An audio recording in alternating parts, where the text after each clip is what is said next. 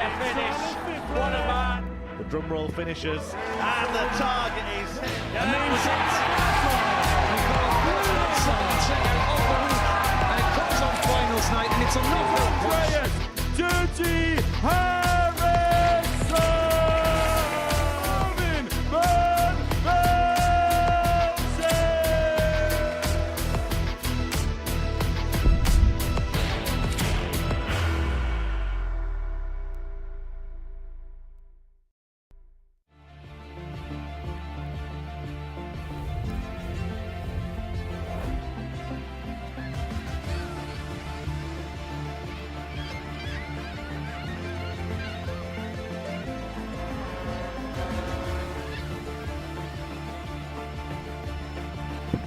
Fancy another?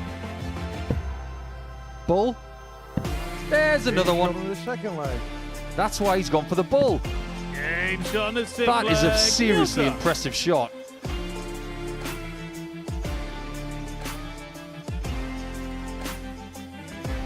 Scott Marsh's garage.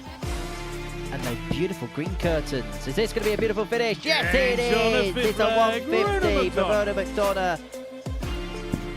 That leaves nothing. Activity. And that's his second 100 check out of the day, 2 different ways.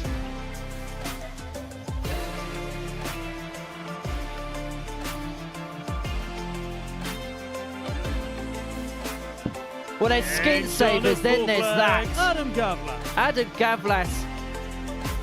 Yeah, that'll get it done. Like Marty Tillman. Creation. We've reached the halfway point of Series 11. Week 6 finals night is about to get underway from the live lounge in Portsmouth. Welcome along to all of the action here on Pluto TV. Well, it is an already stacked card as far as Champions Week is concerned this time around. We've already got a former champion in Scott Taylor in the field. We also have the reigning WDF World Champion in Shane McGirt that are going to be at the big dance come August. We've got 2 big names alongside me in the studio, suited, booted and looking very dapper on this Saturday night. It's the reigning global champion Devon Peterson, the former players champ Paul Nicholson. We'll hear from them throughout the course of the evening. Don't forget later on as well, we'll have the draw for the Champion of Champions, which is taking place here next Sunday. But to the important business of tonight, and these are the 6 players that are involved. Neil Duff has lifted the Super Series trophy no less than 4 times in his career to date. Will it be lucky number 5 on attempt number 13 this evening? It's 2 Saturdays and 2 attempts for Charlie Manby with impeccable scoring power and impressive tumpuss finishing. Will the youngster ensure the champagne flows nicely tonight? Martin Thomas was solid in his Group B campaign, only losing 1 match per day. How far will Tomo go in his 5th attempt on a Saturday? Adam Gawlas made his Super Series debut this week, showing signs of excellence. He hit more 180s than anybody else. Will this be a good omen to Week 6 success? Kieran Teehan was the first ever winner of a Saturday night in this building and is still going strong nearly 3 years later. Would Teehan be the man who wins Week 6? Ronan McDonagh returns for a second Saturday shift after being runner-up in Series 10. Will the popular Irishman go one further in Series 11? Certainly been an intriguing week so far, and it'll be interesting to see who the 6th name through to Champions Week is going to be. You have been watching all the action, as I say, in the company of Devon and Paul throughout the course of the week. And overall, Devon, what's been your synopsis of the week so far? I think it's been a mixed bag, if you must. Group C was high drama, not the kind of standard that we expected from the players, but I think Group A was clear and really kind of, the results was majority of it 4-3, but I think the standout there for me was Charlie Manby. I mean, I'm a big fan now. I've heard a lot about him, but watching him and just watching him strut his stuff, fantastic little player. Did Group A kind of set the tone for the week? I think it tried to. I think there were a lot of close matches, like Devon said. I think some players struggled at times against certain players, but it was the kind of group that Neil Duff just always finds a way in. And to answer your question, I'm not sure, because Group C wasn't up to standard. Group B just had a little bit more, and it has been a mixed bag. So tonight is going to be very difficult to predict. However, was it a Group A that Neil Duff won or Adam Gawlas lost? Well, I think we've got to be honest. When you win one of your last 3 games and that gets you to the winner's spot, Gawlas didn't do that. So he had 3 opportunities, get one more win, he failed. It's as simple as that. And every now and again, we are going to fail as dart players, as sports people. So on this occasion, Neil put himself in the frame to play Adam in the last match of the group, and he won that match. But I think Adam's got to be honest. He lost that situation, but he did find his way through eventually. In terms of Neil Duff, he's such a headstrong player. And if anyone could deal with that scenario, it's probably him, isn't it? Yeah, I mean, Neil Duff has shown and just you look at the performances that he has had here. He's probably the longest running player in the Modus Super Series to play on that stage. I think it's over 200 games, as you mentioned, and I think that the kind of player that he is, he draws on that experience. I mean, he's got international experience, all of those, but over here, he's a serial winner, and I think that Neil Duff will be licking his lips and obviously just watching the games as it happened over the Group C and Group B, and know that he's a cut above most of them. So that was the story of Group A. The players then divvied up into Groups B and C. Group B was what we were watching last night. It really was a dramatic affair. Charlie Manby was the victor of it in the end. Now, you've been watching him from close quarters this week, Devon. You've been very impressed with him. What in particular has stood out from your perspective? I think it is his nonchalant attitude, but also his effectiveness to switch on as soon as he kicks the hockey. We've seen him play against Adam Gawlas, and that was a game where he was behind 3-0, switched it on, and just like that, in a blink of an eye, he won at 4-3 with some 10-plus checkouts, and probably one of the, I think he probably checked up about 18, 19 10-plus checkouts for the week so far. So, I mean, that will stand you in good stead because you know that his last dart he can depend on. You know that his scoring power is really good because he's staying in the 90-plus area. So, I think that for me, Charlie Manby will be looking at an opportunity to lift the trophy, but Neil Duff is definitely in his way. In terms of the other players that qualified their way through the Group B, I want to talk about Martin Thomas in particular, because he's somebody that we've seen from the very beginning of the project, back in the COVID days, back in Southampton. And look, he's not playing as much as what he used to, but there's still a very handy game in there. Yeah, I think he had a slow start in Group B, but he was able to win whilst having that slow start, and that takes a great amount of resolute nature. I think Martin has got a great attitude for this game at this stage of his career, but I think of all of the people who qualified through Group B, he was the one who did it with the most amount of ease. He went on the stage, he played, he didn't look like he was under any stress. He was just able to get the job done with a game or two to spare and to put the stress all on Adam Gawlas, because Manby was through the game to spare, so was Martin Thomas. So it all fell to Gawlas to see if he could just find his way through somehow. So if we were critical of Adam Gawlas in terms of Group A, we've got to heap the credit on him the way he managed to keep it together in Group B. I think it's the last hurdle. It's the winning spot. It's getting to the Saturday. He had 2 opportunities. He had it at Group A.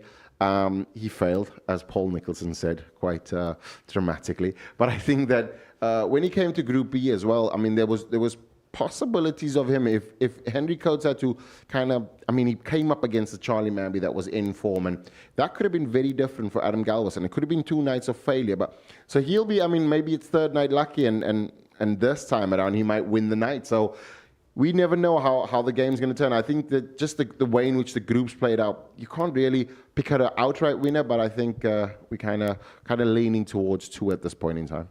Group C was all about the Irish, both Ronan, McDonagh and Kieran Teehan making it through. But it wasn't a cut and dry thing in the end, was it?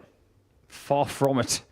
5 players on 10 points with 1 round to go. Ronan McDonagh gets himself into position on 12 points, and then he can do absolutely nothing about the last 2 matches.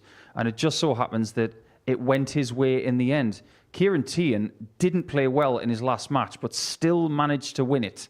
So he put Peter Wachiuri out, and then Darren Johnson in the last match. My word, I felt for Darren. I've known him a long time, and anybody who doesn't even know Darren will be thinking he will be hurting after not getting through. It really was dramatic. A dramatic affair it was, and that was how the week panned out. In terms of the qualification stakes, as you see, Ronan McDonagh relieved as he makes his way through to tonight's final. And that is what we are looking at now here at the Live Lounge in Port. So this is how the night's going to pan out. We're going to split the players into 2 groups of 3. They're going to play 2 pool matches. The top 2 make it through to the semi-finals, where it is a straight knockout from there. You have a look at Group 1, you've got the experience of Neil Duff looking for a 5th title this evening, and of course you've got that you feel about Group 2. Now, in terms of the betting tonight, Neil Duff goes off as the 9-4 favourite. Is that a case, Devon, because of his experience, because of how proven he is in this building? He's won 4 weekly titles. Wins tonight, he ties Steve West on that metric. If he wins tonight, he'll also tie the all-time record of Andreas Harrison's 6 wins in this building. 100%. And Neil Duff, obviously proven winner, like you said, and just turning up here, it almost feels like everybody is going up against Neil Duff because it's his to lose tonight.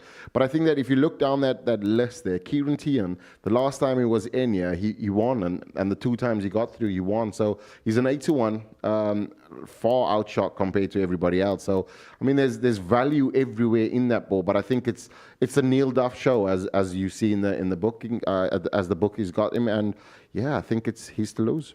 Anybody else we should look out for tonight? Yeah, Charlie's the danger. I think he's the one with the high ceiling. I think if anyone's going to trouble Neil, it's going to be Charlie. I don't see much coming from the other players, if I'm honest, based on what we've seen this week, unless Saturday's different. Now, what you're going to get from Neil is somewhere between 88 and 93. That's what he does all the time. But on Saturday nights, he's got a history of finding another level. The others are going to have to, otherwise Charlie or Neil will win. Word each, who you backing? Charlie Manby and Neil Duff. Can I choose 2? Yeah, is that okay? Well, you just have. I'm going for Duff. I just think it may be on the cards tonight. I think he's ready to get another title. He's had a bit of a lull in this building. I think he's ready to snap that. World-class fence sitting. It is 18+, gambleware.org if you're going to have a flight on the Super Series tonight. Gents, thank you very much. Time for our first game of the evening session, and it is a meeting between Neil Duff and Ronan McDonagh. Neil won Group A on Wednesday afternoon, coming back from behind to pip Adam Gawlas to the post, and he is looking for a 5th weekly title this evening. Up against him, it is Ronan McDonagh. Last time he was here, he made it through to the final, narrowly missing out to Sam Spivey. Can he go one better on this Saturday night? Well, early on this evening, I caught up with both players to get their thoughts, their feelings ahead of the finale. Well, Ronan, back into another Saturday night here at the Super Series. What would be your assessment of the week so far? Look, to be honest, doubles Monday absolutely killed me. Tuesday, first 2 games, double killed me.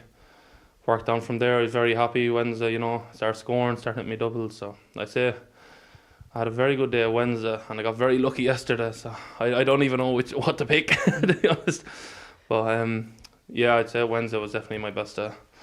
Do you feel like the game's there, but it's just not stringing it together as often as you'd like?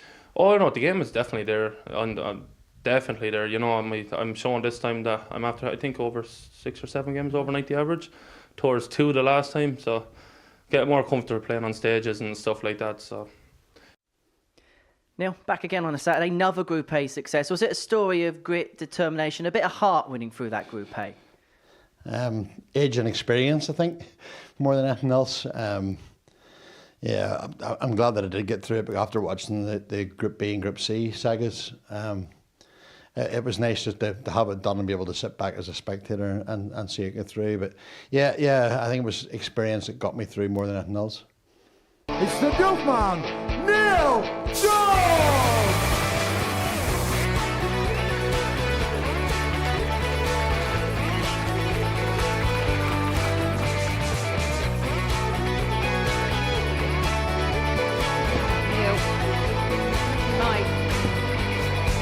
Ball the target, ball the match, and ball is found for a wonderful 164 checkout. Hitting that 180, he's sort of found his mojo a little bit here. Oh, but Duff denies him again with a moment of brilliance. Well, for Neil Duff, it could be a profitable 9 days here at the Live Lounge in Port. A victory tonight, and the next Sunday he's going to be at the World Seniors Champion of Champions. Now, the draw for that is going to take place a little bit later on in this evening's programme, so do stay tuned for that. But first things first, it's Super Series success for him, and he takes on Ronan McDonagh in the first match of the evening session. And in the commentary box, suited, booted, always dressed for the occasion, Devon Peterson and Paul Nicholson. Thanks, H. Yeah, it's going to be a good night, isn't it? Especially when Neil Duff is back in the building. He's had a couple of days off by virtue of winning the first group of the week, but Ronan McDonagh is very happy just to be here. He was involved in that rather ridiculous Group C over the last couple of afternoons. But now that all of the qualifying for the finals night in Week 6 is done, it's time to see who the last man standing will be as we reach the halfway point of Series 11. Thank you, ladies and gentlemen. First leg, Neil to through first. Game on. These two have met 3 times this week already. All of the games were in Group A. And Devon Peterson, is there anything to read into the fact that Neil Duff won all 3 games? I think that you know that Neil Duff, when he steps 100. into the Modus Super Series business, into the building, he's only looking at Saturday. So anybody in his way, he'll be pushing him out. But Ronan knows that everything that happened Monday to Wednesday is forgotten. And Saturday is where it counts. Well, that's a great start. 140. Obviously, you can't do any better than that, but that is such a big jolt for his confidence. Because over the last couple of days, 100. he's talked about his problems on the outer ring and the bullseye. His doubles haven't been up to scratch, but they've been good enough. He's been struggling with his action a little bit as well. 100. I just wonder if the people that have travelled over from Ireland to support him tonight will give him an extra 1 or 2%, maybe even 5% tonight. 57. Which, let's Neil face it, Ricard, he's going to need. 161. Especially against Duff, serial winner. Played over 200 matches on that stage. So he knows how the carpet lays. 137. With that, I Neil mean, Ricard, you can see that immediately there's the fist pump, is to know that I am here and I'm ready. 140. Ronan, Neil Ricard, 24. equal to the task. Both players, 12 darts. Both players left on 24. Who's the one that's going to take it out? Neil Duff has the first opportunity. Extremely high. Needs to drop it in low and does not. Neil Ricard, 24. Is that the first opportunity now for Ronan to break the throw? How important will that be? It's a big miss. The opportunity He's showing first leg. Ronan is McDonagh. taken by Ronan, and that is a big break-up throw. Neil Duff scored Second leg, extremely Ronan well. through first. Game on. Just couldn't find the end product. It has been an extremely Irish series 121. with weekly winners coming from Cork in Ireland. Courtesy of John O'Shea, we could get another person from Cork winning tonight with Kieran Teehan. 60. Irish winner again from Shane McGurk the following week in week 4. I wonder if we're going to get a third person from the 85. island of Ireland. We're not going to get a Dane. That's Ivan Springborg Poulsen. Over the last 5 days, he's acquitted himself really well. And he had a very, very good Friday. He just left it a little bit too late 140. to make a first appearance on a finals night. But everything is magnified on a Saturday. Every 41. mistake, every win. It's all about this cutthroat format that we have on a Saturday.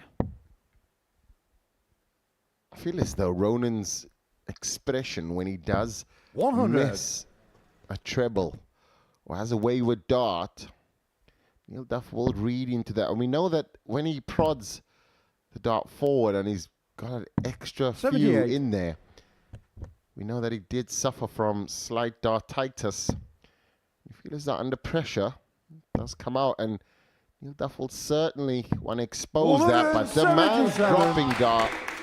Another 24 after 12.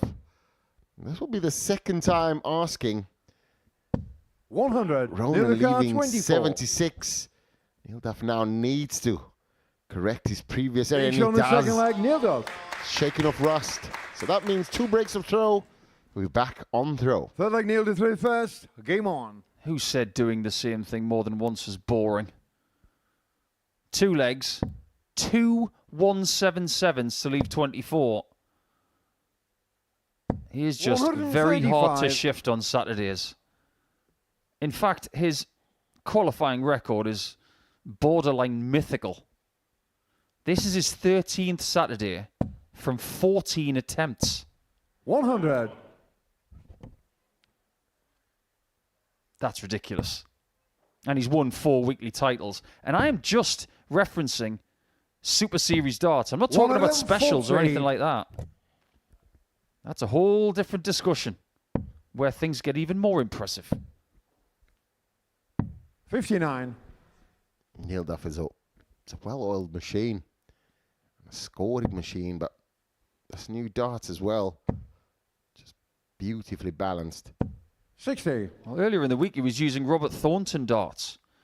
But then, come the halfway point of his Group A campaign, he decided to go back to these ones, 125. which are his signature model. And it's turning out to be an inspired choice. He does go. I remember 85. when we played in the same week. He used to play with the Joe Cullen darts and then come back to these and then play with the Joe Cullen. And I'm thinking he's just trying to find that confidence. Neil the Car 81. Ronan there with a fantastic 140, putting the 81 under pressure. A note here is that both players, after 12 darts, have left a 2-dart finish. Neil Duff, copy and paste on the 24. Everybody so far only attacking the 24. Through first. Game on. All matches finished on double 12. But Neil Duff set up there. We see the averages 105 for Mr. Duff. Interestingly, 95. 105.64 is the highest average of the week in a completed game by Peter Wachiuri. Exactly that. So he's playing at 45. a level that only one player has this week. Exactly. And that was the Kenyan, who had a massive effect on Group C this week. 60. He was just short of making his second Saturday. Just looks like he's in range. Everything is coming out as if it's on a string. 140. And when you're a player and you come on a Saturday and your first game, because there is a bit of anxiety, a bit of nerves. 100. Because you don't know. I mean, Neil's not been at the Oki for 2 days. You come here on a Saturday and you just kind of wonder, what's your game going to be like? And when you start out like that, out of the blocks, 100. checking out the 40% is great, but the scoring prowess of Neil Duff, I mean, that will settle you down very quickly 60. and kind of put your plans into place. That view from the back of the arena shows you just how far left Neil Duff 85. stands. Some very nervous people out in that crowd supporting Ronan McDonagh. 100. Neil the Car 131. Big exchange here. Leg 4 is always very important in this format.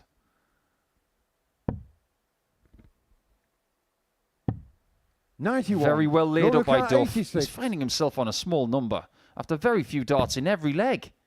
Double 16. And look at the doubling. Since that first leg, it has been flawless. Fifth leg, Neil through first. Game on. Start a first game like this, and this is normally the game that sets the tone for the evening. Well, if this is setting the tone, 85. sign me up. Duff is playing at a higher level than he has all week. 45. 8 points more than he has at any point in a completed game. That's encouraging. But Ronan is finding a level in this match 140. which is around about the best that he's played this week. So that extra adrenaline that comes with Saturday night darts, it's helping. Just a reset there for Ronan. When he finds that first dart, it quickly 93. moves around, and as you can see there, the spots are trying to chase him. Blink and you will miss it. Every game they've had this week 100. has gone a minimum of 6 legs. Duff won by 4 legs to 3 on Tuesday and Wednesday. 58. 4-2 on Monday, but that seems like a long time ago now.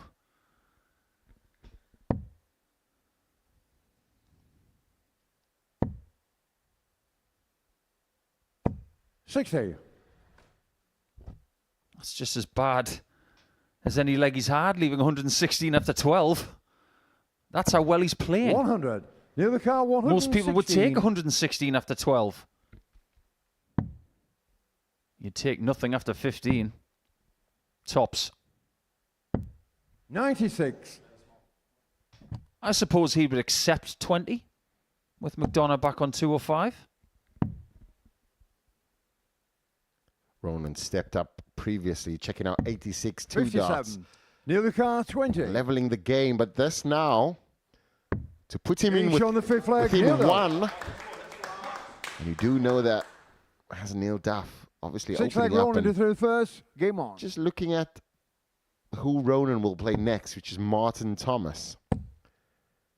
That will be a 60. tasty encounter. Neil Duff in a commanding position here, and a trebleless visit there from Ronan opens the gate now, and with an opportunity for Neil Duff to steal the 100. throw by 40, and Ronan can't afford another mistake. 125. One thing we haven't discussed since earlier in the week, because I think we've been saving it for now, is that Neil Duff will be inspired tonight. 60. Northern Ireland did win the World Cup in Frankfurt last Sunday.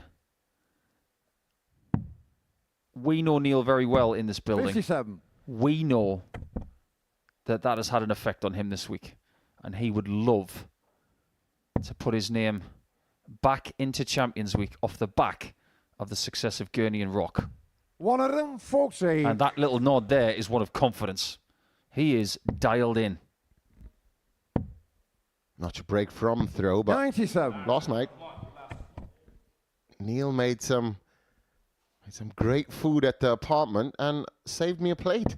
I woke up this morning and there it was. The beautiful man 130. made me some food, and now the only thing I can do is talk positive about him. Just as positive as his cooking 98. is. 71 now 71. to win match 1. This is a hurdle shot. Hurdle to 4. To then hurdle to tops. Oh, apparently not. That leaves double 11. 60. That's Ronan where this Carr, game could 64. change if McDonagh can find another clean, crisp finish. Well, I'm confused.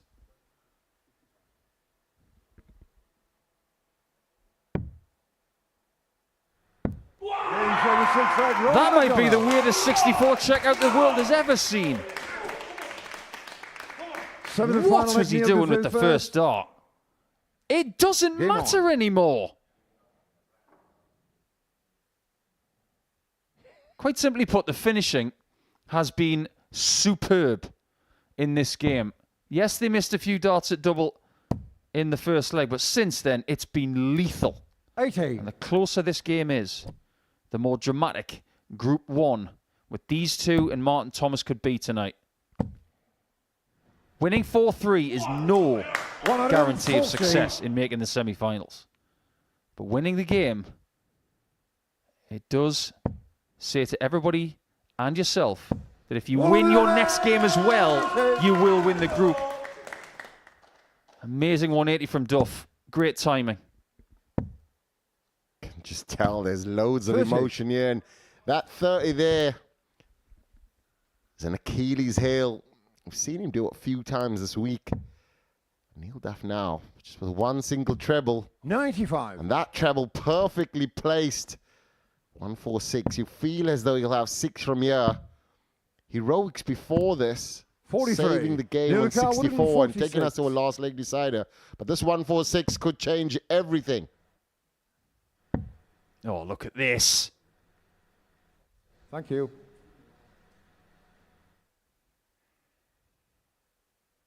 That's good stage presence from Duff. Knowing that he wasn't in the right mode to go for double 16, there's no reason to panic. 114. He will be back for 32 to win the game. He's had 2 for the match already. He will not want another visit after the next one. 140. Neil Carr 32. Is this going to be a 4th straight win this week against McDonagh?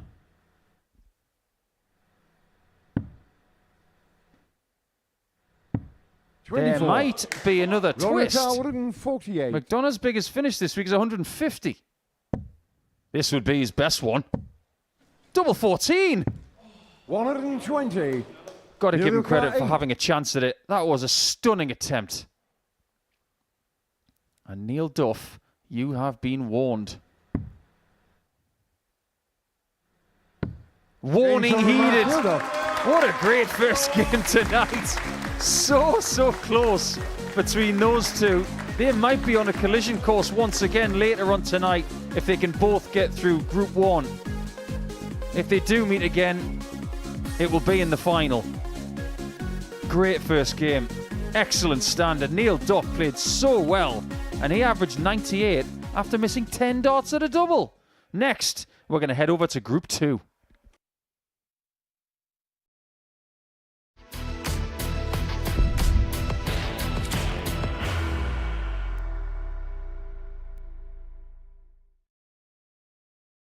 Are you ready to lift that trophy, Darius? Yes. Let's do it then. Ladies and gentlemen, your Modus Super Series 9 champion is Lucky D, Darius Labanowski!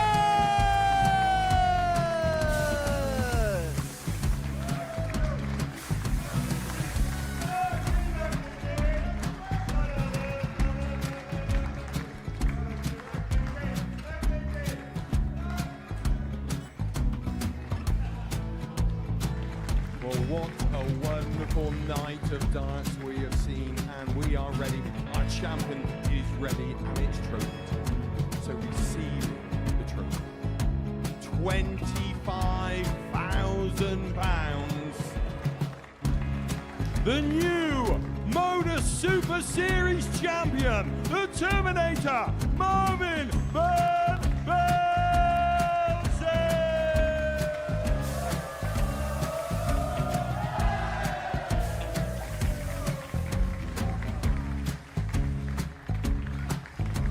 And one more time, the 8th Modus Super Series champion, the Terminator, Marvin Van Velzen.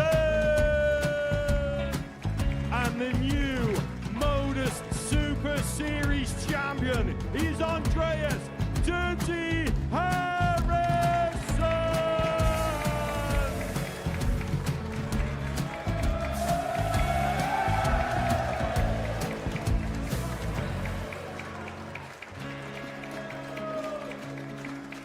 And one more time, the 7th Modus Super Series champion. Give it up for Andreas Dirty Harrison. The moment we've all been waiting for. Would you please show your appreciation for your Series 6 Modus Super Series champion, Scott Taylor?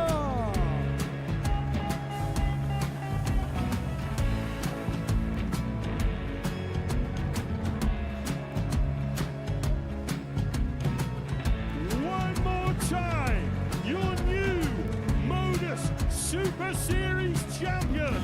He is Chucky. He is Jim McEwen.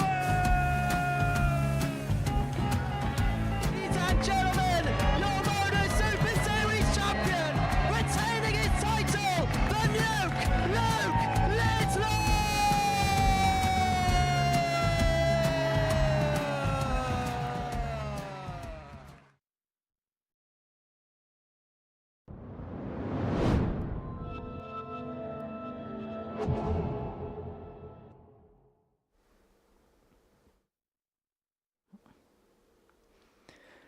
Welcome back to the Modus Super Series, where on top of the live action tonight, we'll also have the draw for the Champion of Champions. That takes place next Sunday. The draw will take place after the group games have been completed, and you can be here for it. You can head over to www.dartshop.tv to get your tickets for the event here in Portsmouth next Sunday. And if you're unable to make it, then you can watch it live and for free here on Pluto TV, your dedicated darts channel. Where on this Saturday evening, we've already seen one game. One of the players involved in that tournament next Sunday is Neil Duff, and he's picked up a 4-3 win against Ronan McDonagh, 98 average, despite missing 10 darts at a double. Next up for us, it is Charlie Manby and Adam Gawlas, two players who have had decent seasons on the development tour. They go toe-to-toe in this second match of the evening, and I caught up with both players earlier on tonight. Adam, into finals night for the first time on your debut here at the Super Series. How have you found the week so far? Yeah, first I think 2 days at the Group A was good. Then I think I put too much pressure on myself, just wanted to get through, yeah. And then luckily from Group B get through, thanks to Charlie who with his last game put me in. We will see what will happen tonight. In terms of that game last night, were you watching that backstage, or did you just not want to know the result kind of until after? I was already back home. Yeah, I was so disappointed because I think first 3 matches I played good, then maybe again put pressure on myself, but. Yeah, I was watching the last game and I didn't expect he will finish it that fast, but yeah, it was just a good match. Charlie, into Saturday night, another Saturday night for you at the Super Series. In terms of your performances this week, you must be really pleased with the way you've played. Yeah, definitely. I think I've played well all week and happy to make another Saturday. But it's not been easy going. I know the table looked like it in the end in Group B, but you were put under the pump, weren't you, pretty much throughout the course of the week? Yeah, I think it were difficult, but I look into every day thinking I'm going to win every game. So, yeah, I think yesterday won every game, so that's all I needed to do, and the job got done. If I finished top or third, I still got through. It didn't matter. I know I've got a target on my back now. Everyone knows who I am. And talking to players that could do excellent things, Manby looking at the 1-3-4, looking at double up. Double 16 is found brilliantly. As the day went on, I think I got progressively better. Charlie require 121. 25 first, leaves them on 96, leaves them on 36, leaves him with now. They want to beat you, they throw better against you. And so he's not concentrating like he did. For 8 points overnight, double top. A champagne way to finish the day for Charlie Manby.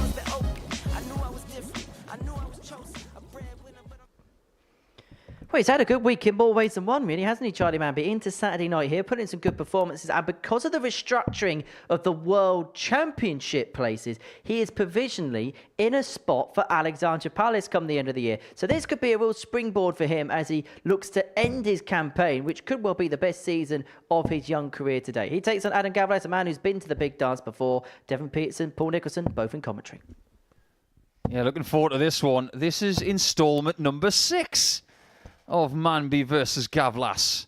And this fixture last night in Group B was probably the most entertaining game of the entire dance from week 6. We'll explain in due course. But I think Adam knows how fortunate he is to be here on Saturday night. And he is here courtesy of Charlie beating Henry Coates in the final game in Group B in the early hours of this morning. Charlie was relentless on Friday night. But the one person who gave him more trouble than anybody else this week, it was Gawlas. Ladies and gentlemen, first leg, Charlie to throw first. Game on. So let's get into it, Devon. That game last night, it was very entertaining, very up and down. 140. The standard at times was sensational. But the fact that Gawlas was 3-0 up and lost 4-3. That pretty much typified his night, didn't it? Yeah, we were watching it and it looked like Charlie Manby just wanted to get off the stage. 58. Just the methodical nature of Adam Gawlas' technique and just execution. Charlie Manby then just turned it all around. And this is the talent that he has and just the ability. Really, really impressed with the young man.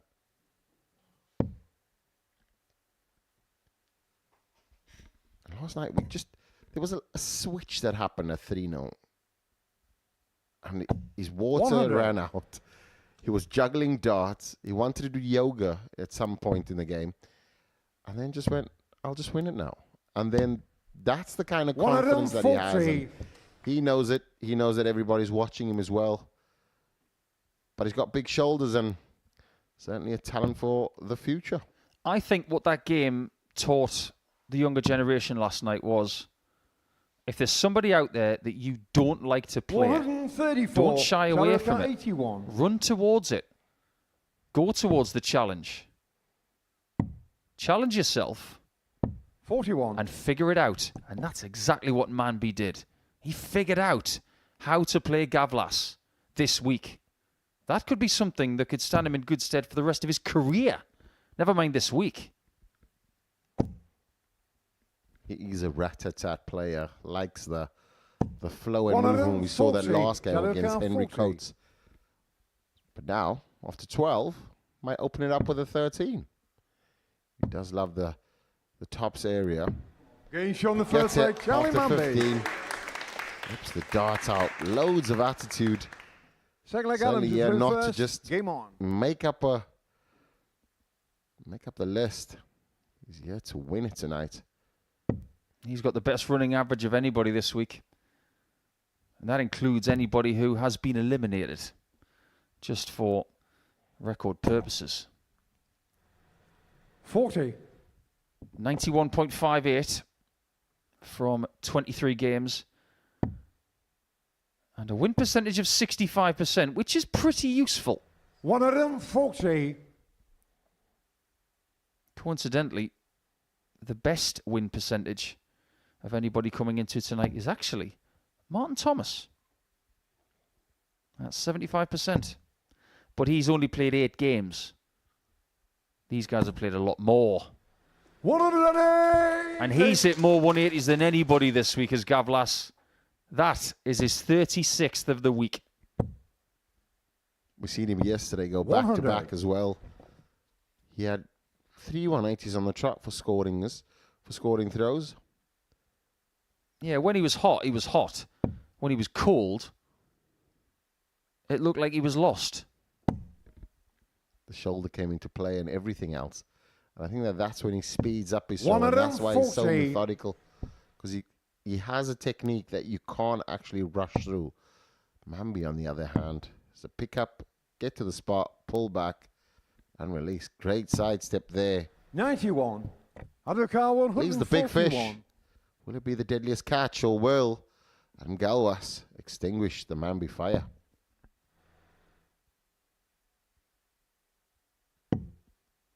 I like this player. Now he's got a dart that can leave a double. 65. Charlie O'Carr 170. Is he going to catch it? It could be deadly. Bull. Bingo! Second leg, Charlie Manby. That is the biggest reaction we've had from Champagne this week, and you can hear the pop in Southampton. Never mind Portsmouth. That was a big, big hit. That's what he's got in the locker. And that's why everybody's so excited about this 19-year-old.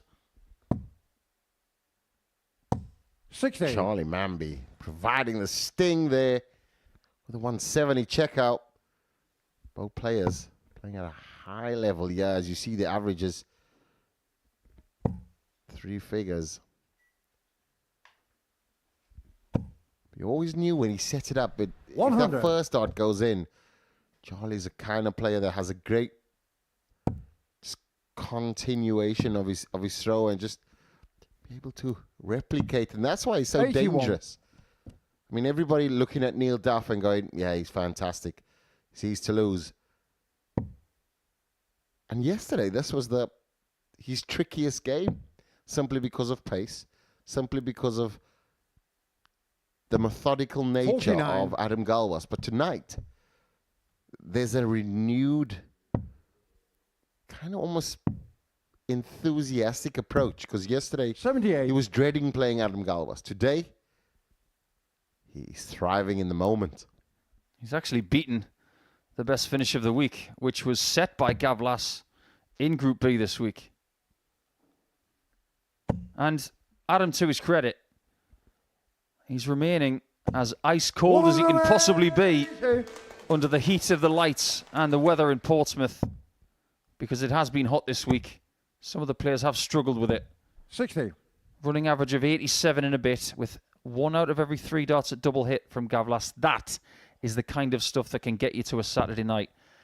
But I don't think it's that kind of stuff that will win you this week. There's going to be another level that has to be found. 59. Seeing that shoulder coming, and you can feel that pressure, yeah. And a big visit for Manby, finding it under the treble. Now needs to scoot around it. 58. Does not find it. So the Undercard 113, 113. you feel as though it, I'm not going to say it has to go, but the quality Manby possesses, Gawlas knows he has to have an opportunity, and so far hasn't had a shot at a double tonight. Manby now on a 164. Can he go 164. 2 ton plus finishes against Adam Gawlas? This could be a great one. It's not a great lie, though. It's a bit low, and it's kicked a bit. There you can see what he 92. was contending with. It was a bit higher and a bit steeper. He wouldn't have moved.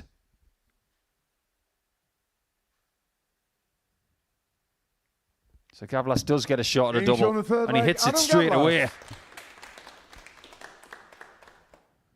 Starting to understand that maybe these players tonight are very evenly matched. Even when there are big hits, big scores, and small numbers left after very few darts thrown in a leg, this is extremely competitive tonight. 100. Average for the week, 84.16, which is a little below par. I think that's more to do with Group C. 58. We will see the Group C combatants coming back to the Oki in due course. Ronan McDonagh's got Martin Thomas next, and then Kieran Teehan will take to the stage when he plays Adam Gawlas in Game 4. 57. And like you said at the top of the show, Devon, Kieran Teehan has never lost on a Saturday night in Portsmouth. Kind of reminds us of 96. the times when Luke Littler was here. He only lost once. And that was against Chucky. But now, can Gawlas come back and hold the throw? So he broke the Manby throw early on. 60. You feel as though this game is on a knife's edge here. Manby with a few scores. He's had a 60. few trebleless visits now. That's not like his game, like finding it on top or he's dropping low. And Saturday nights can also create that tension because there's an expectation. I mean, Saturday, I want to win and I can win. And then that's when the game goes and it gets tight and the shoulder comes in. 57. Nothing goes your way. Since the 170 checkout, maybe he's battling his adrenaline levels, and it might take him 2 or 3 minutes for them to come back down to the ideal standpoint. This could be that point where things just go back to normal. Those adrenaline spikes on shots like that are fabulous, but within a matter of 3 to 5 seconds, you've got to turn around and figure out, oh, this game's not finished yet. 57. Still got more work to do. Car 147. It's like finding a diamond in a mine and then realizing you've still got 8 hours to go. Falls out, and that's not great. And Adam Gawlas now can return the favor. 170. This time, Adam Gawlas wants to catch the tuner, but he has to make sure the first dart is perfect. And it's not perfect, so Manby will come back for 107. He has been the player with the most ton-plus checkouts this week. 98. Will he add another 107 to it? He's the only person who's in double figures of ton-plus checkouts. This is his biggest weapon. 75. This time it doesn't strike. 72. 72 for to level the game. Treble 16 is the shot. He's going to stay there for the double tops. And now, an opportunity to level the match. Charlie Manby 32. could not watch. Charlie O'Carr, But now there's an 32. opportunity to break the Adam Gawlas throw and throw for the match. But he needs double 16. Does it without Charlie any Manby. drama. He knows how important this is, and a big win here will Fifth leg Charlie certainly to through guarantee him a first. Game spot on. in the finals.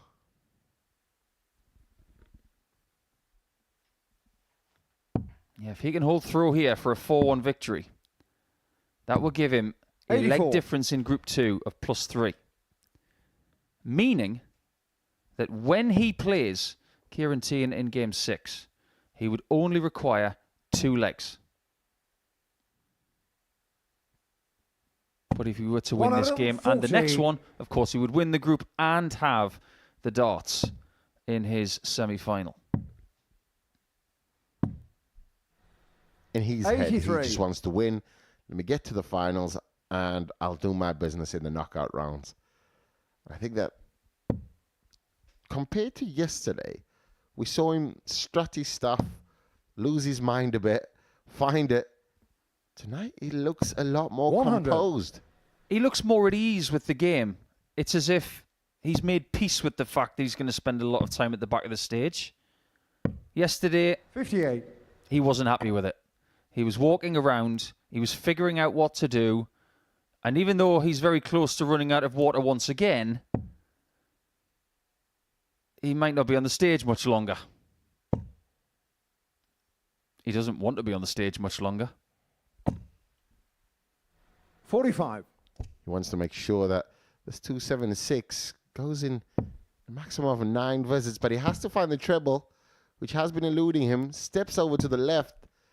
Does 84. not find the spot, but does turn the corner. Adam Gawlas in an advantageous position now, because you know that his scoring power is out of this world, and that first start is exactly where he wants it to be.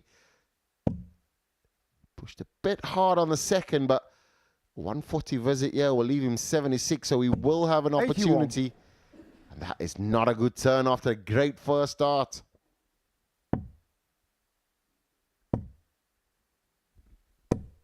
No, 63. not again. Adam That O'Carr, has been happening 135. all week. And it has happened too many times. It's not going to be the bull to end the shot for Gawlas. But it might just be another 65. rocket for Manby as Charlie O'Carr, 129. he equalises the score on darts on the floor in this leg. 18s. Not enough of them. 93. Adam O'Carr, 70. Gawlas and his participation in the semi-finals is very much hanging by a thread. Every leg counts on Saturday. It has to be tops. 30. Manby did Charlie not O'Carr, watch. 36. And this could be his best win against Gawlas this week in their 6th game. Game shown in No Mark Manby. hesitation.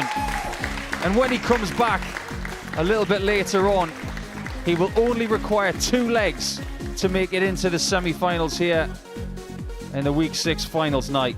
Gawlas very much up against it. He'll be back in game number 4 to take on Kieran Teehan. And if Teehan was to beat him, Gawlas will be out. Manby wins by 4 legs to 1, and he was the better player.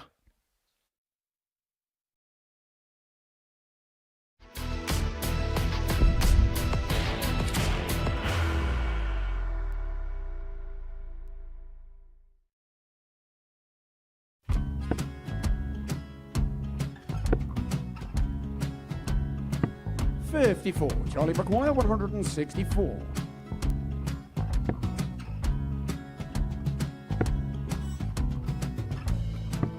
44.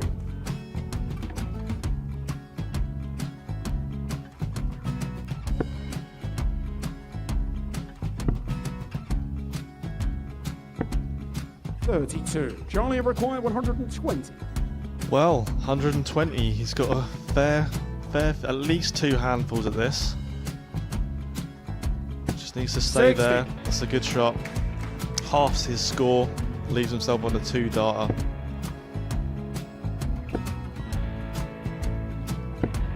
26. Charlie Time on his require side 60.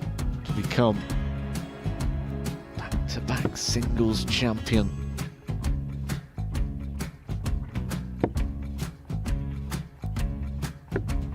Definitely a couple of nerves in those last 2 darts, but he'll be coming back. It's a moment he's been in before this situation. Standing at the back of the stage, Charlie approaching the require hockey with a 20. chance to win the title.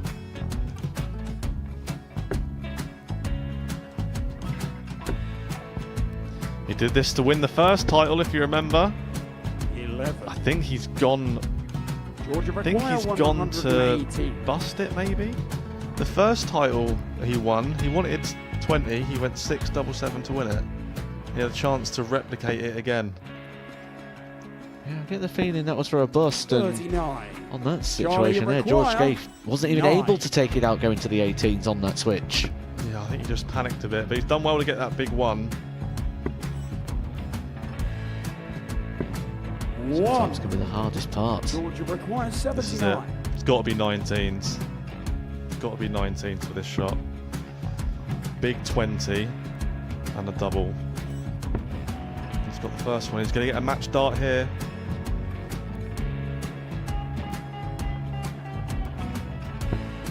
$59. Charlie Threw the entire require body into that 8. one. Just didn't want to let go of the dart.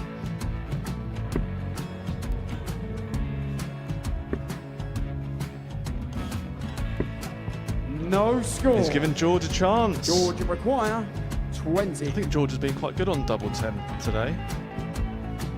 So many opportunities for Charlie Murphy. Go Couldn't get the job Got done. in the match! And the Red Dragon George Modus Scaife. Super Series Influencers Champion, George Scaife!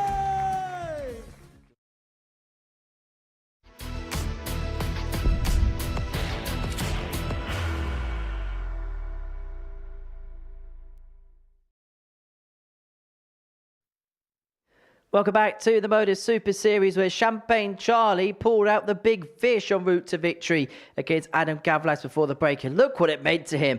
It looks like the crowd is really livening him up. We're wondering how he was going to react to people being in the building. Well, he's reacting very well, and he's got the better of Adam Gawlas once again. This is what we've seen so far this evening. Then a 4-1 win for Charlie Manby before the break puts himself in a very good position to progress through. A couple legs in his next game would get the job done. Meanwhile, in Group 1, we've seen Neil Duff get the better of Ronan McDonagh by 4 legs to 3. McDonagh could qualify for 4-2 win. Martin Thomas, with any win, could make his way into the semi-finals once again. For Tomo, his first game of the night, and before play got underway, I caught up with him. Martin, fair to say a little bit more like it for yourself this time of the Super Series? Mixed bag, to be honest, because I did enough, but I didn't think I played to my potential again. So, yeah, I did enough. So got through the objective is to get to Saturday. So, yeah. Sometimes is that just the important thing, just getting through no matter what?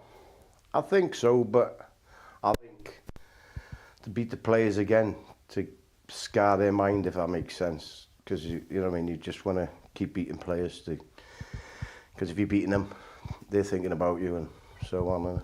So into tonight, what do you feel like you've got to do to get the job done? Just go raise my game, play like I can, and just enjoy it as I always do. Every time I come here, mush, I enjoy it anyway. You love it down here, don't you? I do, yeah, There's I always do. a smile on your face whenever you play at the suit. What is it about this place that just brings the best out of you? I just think it's good for pro-am darts because it gives everybody a chance, doesn't it? And then if it weren't for this, the little people like myself, there wouldn't be no. So it opens the door up for everybody else, which is nice. Is this one of the biggest things you've ever done in darts? I say so, yeah. The objective to get onto TV, isn't it? So this has given me the opportunity. For me, playing on a pro tour, I'm playing the UK Open, but this, yeah, it's up there, yeah, massive. Well, we always love having you here, and we wish you all the very best. Go well tonight, Mush. Cheers, Mush. Yeah, always great to speak to Martin before a campaign gets underway. He takes on Ronan McDonagh, game 3 of the night, and it's going to be watched by Paul Nicholson and Devon Peterson. Yes, Henry, you're absolutely right. Whenever Martin's in town, everybody seems to get a little bit more serotonin through their bloodstream because everybody feels a little happier. Well, Ronan has shown a great deal of emotions this week,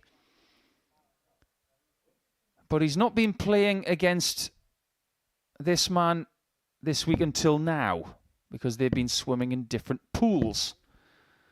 McDonagh in Group A and Group C this week, whereas Martin, with the best win percentage of anybody coming into Saturday night, he was in Group B. He was second in that group behind Charlie Manby, who has started very, very well with a 4-1 victory against Adam Gawlas. But this is a game that Ronan McDonagh cannot lose. If he does, he'll be out, but he can qualify if he wins by 4 legs to 2 or better. As you can see, Thomas just needs to win this game. And if he does, he would have a shootout with Neil Duff in Game 5 to see who wins Group 1 here tonight. I feel as though all the pressure's on Ronan after a great first game, opening game. Neil Duff almost just commanded everything in that game. Ronan's finishing was great, scoring great. Let him down at times. There was a 1-4-8. Thank you, ladies and gentlemen. Had the First leg, opportunity and Ronan it did to not first. land. Game on. So Martin Thomas, being a serial winner in a different pool, he's got a tough match to contend here. 80. Not an ideal start there for Ronan. Not getting all 3 darts to land. But this is where he's got 59. to kick in. If he can put in an explosive performance, he can actually guarantee his spot in the final 4 of 58. week 6. If he can just win by a couple of legs or more. Sounds easy, doesn't it? It is far from that. Against someone who this week has 43. played some pretty stellar stuff. Averaging 85.53, Martin this week.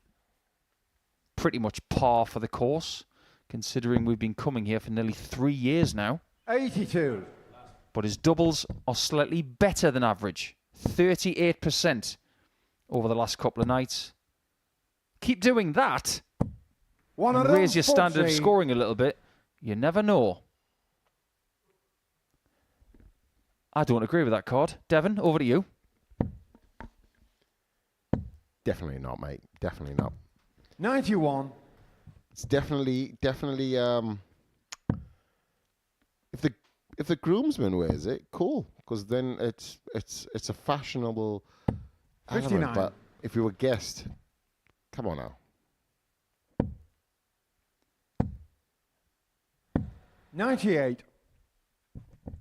Well, in the words of the judges from Britain's Got Talent, it's a no from me.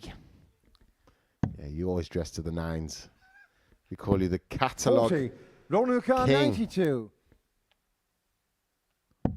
He was the king of leg 1. 52. I like that play from Martin McDonagh. He Carl, didn't panic there. 160. He didn't go double-double because it's not the right moment to do it. Oh, that was a close call. You can breathe now, Ronan. 100. Ronan McDonagh, 40. Great leave there from Thomas, but Getting he shot will first not leg, have the Ronan shot. McDonagh. Ronan picking up from where he left off against Neil Duff. Finishing was Second great Martin against to Neil, though. first. Game on. Felt like there was 1 or 2 scores. I just allowed Neil in the last leg. 134. Just get away from him, but it was only a hold of throw, so Thomas won't be panicking at all. He knows exactly what it's like to win. 131. Knows exactly how to strategize his performances, and that's why he was the most successful man on that stage.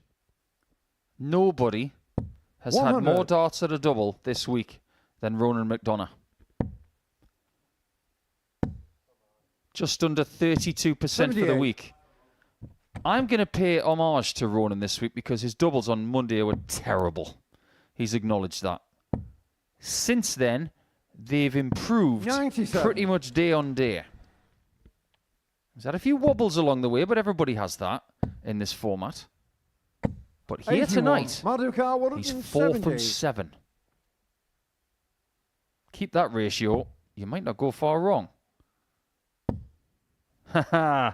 He was going for another one, and just like his previous attempt at a checkout, he's just 105. above on dart too. But very well positioned this time. 140. Pace of Maduka, Ronan's 65. throw. When it goes right, it looks so smooth. When it goes wrong, it's way off. 50 now, double 4 for Thomas to open up his account. 57. It's been really good on the double 71. tops and double 10s. A man of his stature, you almost expect him to go for the side, but now Ronan now needs the double tops again. 31. Does Maduka, not 8. get it, so Thomas comes back for the 8, and you expect him to finish it. The man of his finishing capabilities, chasing it around. Double 1 now. 6. Ronuka, 40. The gate was open. McDonagh has the key to closing it to establish a 2-0 lead.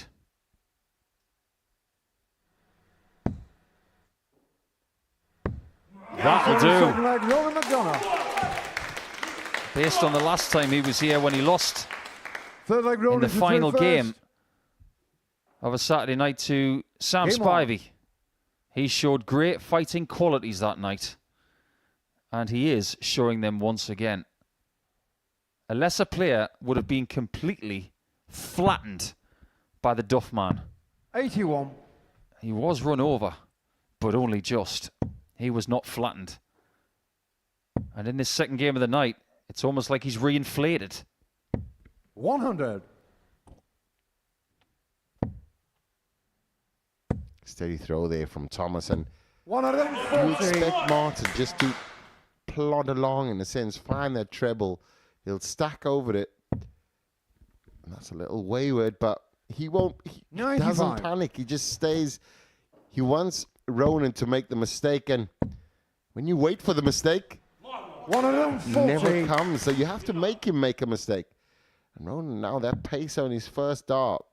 Yesterday he had found it challenging, which put him in a troublesome position. 96. Finally, Ronan it was 40. smooth. Smoothness and ease. Another one there. Gives him the double 10. Goes 130. inside. That's, I think, potentially that could be a little bit of a wobbler. Going on the outside would have been probably the better choice. 100. That was an aggressive move there from McDonagh. There could be trouble ahead if he doesn't hit this. But he does. Third leg, Ronan McDonagh. One more leg from McDonagh to win Fourth leg, Manby 4-0, to third first. Game 4-1, or 4-2. And miraculously, he could be the first person through this group. 95. We did touch on this subject in game 1 when he was playing against Duff. Make that first game 96. tight. If you are playing in game 3, you can be the first person through if he can just heat up at the right moments. And he is doing just that. 45. Finding it all his right way. And Martin Thomas, not as steady. But that first start landing like that, you know what happens. It is maximum time for Ronan. All his supporters screaming, shouting. That 180 came at the right time. 41. Martin Thomas not at the races, and it's a massive mountain to climb going against Duff next. 100.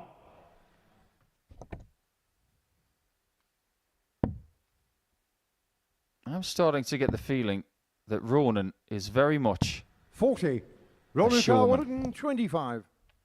Monday to Friday, he can play. Saturdays, he's so much better. 85. And that was a dart to qualify for the semi-finals. He's going to get more. And I hope 85. Martin Ronan Thomas 40. brought his hiking boots.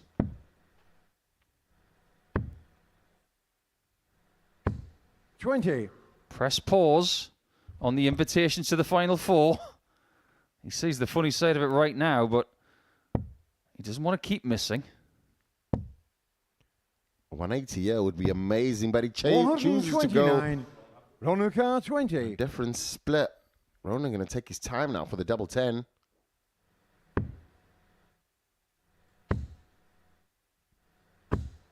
No score. Well, well, well. His Matthew confidence on the Carr, outer ring all 66. of a sudden has disappeared. Therefore proving that hitting the final double is the hardest one. This shot is still alive. His favourite tops. Comes to his rescue. Who knows what could happen next? We've already seen 3-0 score lines completely extinguished this week. If it happens again, Ronan McDonagh can be eliminated after a vast quantity 81 Oh. of qualification darts already. And that's just how a game can flip. You know, he went into that double 10, all the confidence, just 140. knowing he needs to hit it to get to the knockout round. 140. Fumbled the bag at the wrong time. How good has his treble 20 hitting been in this game, though? His first dart's been superb. And he's forcing Thomas to do that. Second 180 of the game. They've got one each now.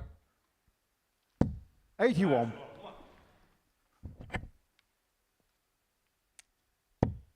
So this is how it works. If Thomas takes 181 in 6, 41. then McDonagh would have to take the next leg to guarantee his participation in the semi-finals from this 97. match alone. Matthew Carr 140. Great first start. Great second. Oh, it's so Ronan close. Carr 102. But this is another chance to qualify. Tops. It's 62. another one missed. Martin Carr 40. I've run out of fingers. Use your toes, Paul. Use your toes. Use the force, Martin. Use double 10. 30. And now Ronan Carr McDonagh gets 40. more. How many does he need to punch this ticket?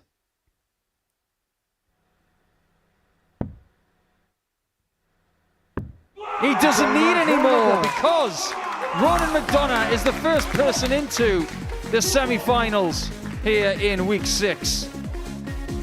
A tumultuous game against Martin. A very, very good standard from the Irishman. He just loves a Saturday night in Portsmouth, and it could still be his because he will be in the Final Four. That 88 average is very deceiving. It was better than that, but plenty of misses at the double didn't cost him his place in the semis.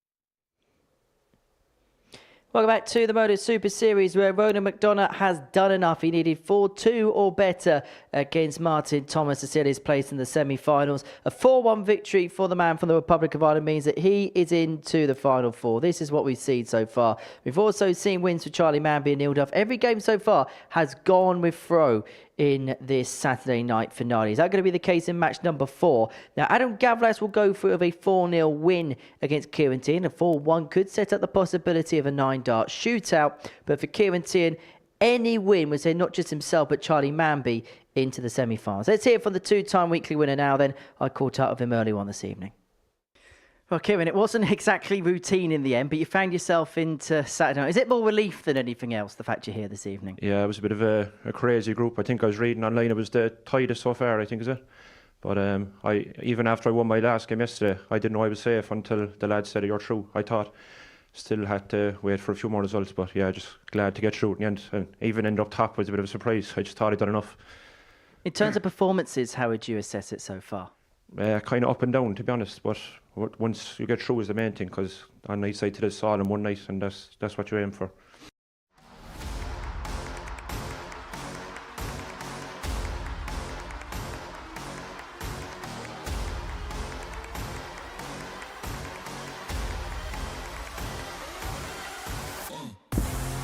Doesn't have to wait long to take a 1-0 lead. That's a beautiful start from Kieran Teehan. That leaves nothing. And that's his second 100 check out of the day. 2 different ways. And it is.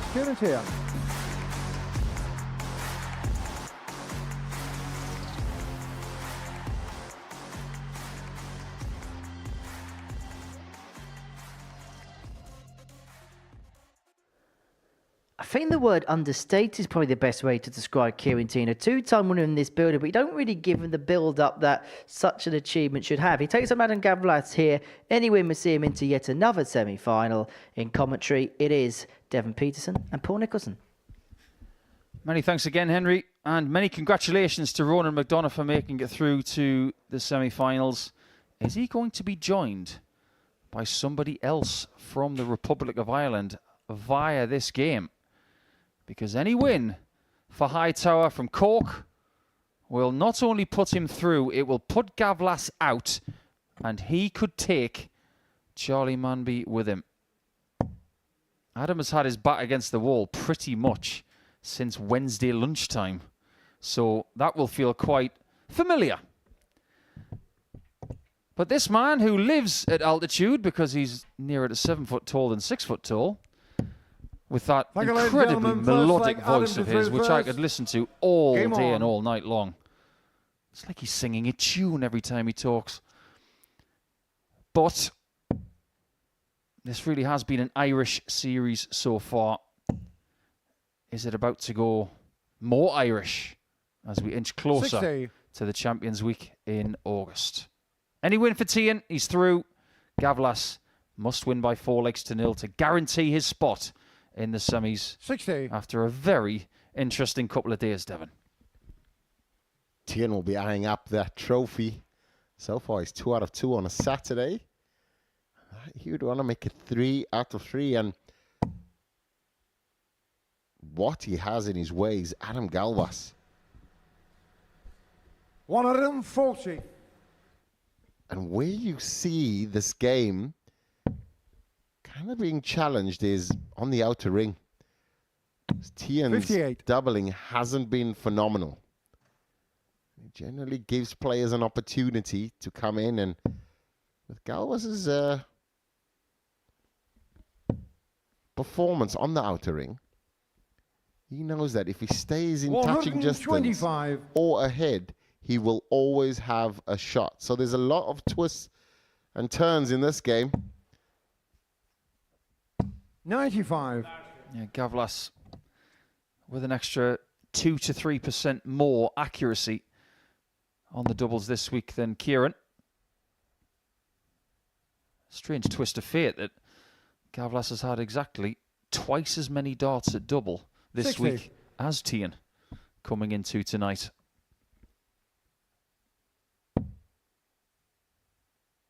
That word understated 100. That Henry used about Teehan is 100% correct. He is understated.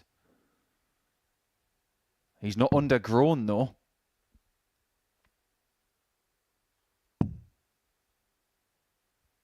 If there's no treble here, Teehan will have a chance to pressurise. 56. That could have been better. Teehan's going to have to find another level. Even though he won Group C this week, he'll still be wondering how. 99. We'll get on to that. Let's see if Gawlas can take this 60 out to get the first of 4 legs straight that he needs. He likes the tops. He does like the lie as well. And he gets Game it, show the pins first it. leg, Adam Gawlas. First time of asking, and you know that that's the kind of game that he possesses. Second leg, Kieran to throw first. Just to Game hold on. the throat. Nice little 17 darter just to settle him down. He will be confident on the outer ring. And put the pressure on 40. Kieran immediately. Yeah, Teehan's last game in Group C was against Peter Wachiuri. And by beating the man from Kenya, he committed an act of darting treason by taking out 28. the king. So Wachiuri's not here. Teehan is, and he won that group on 12 points. We have seen people not qualify for Saturday night in Group C on 14. Someone winning Group C on 12 is rare. Really rare. But now that you're here, it will feel very familiar for Kieran. 98. He just doesn't know how to lose on a Saturday night.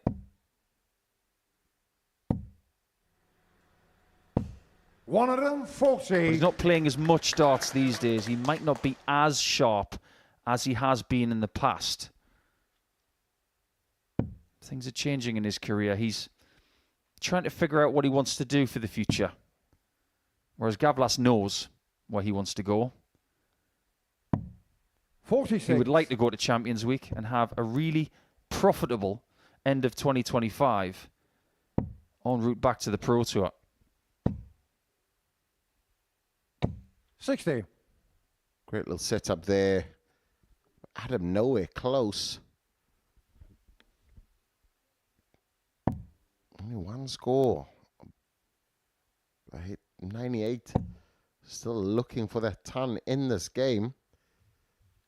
97. Another Get in your car, 97. His second highest 126. score of the match. So Teehan has 6 darts on this 1-2-6. So he doesn't have to chase it though. That kind of forces errors. 86. But great correction there and leaves him on double tops. So now we're going to have a first glimpse at his outer ring expertise.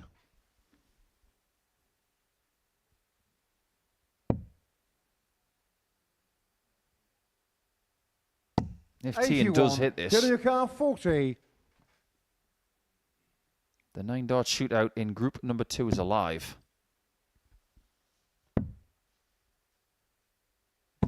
No score. Not Adam yet. Car, 151. Gawlas has seen a 170 hit against him tonight. He's had a multitude of ton plus finishes himself this week, but he's not going to add 151 to his collection. 94. Get in your car, 40. Double tops now.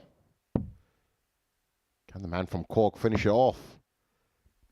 And this is where his problem lays.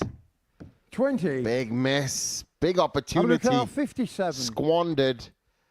Adam now licking his lips. He knows he's got 2 darts at the double tops, which is perfectly hit before.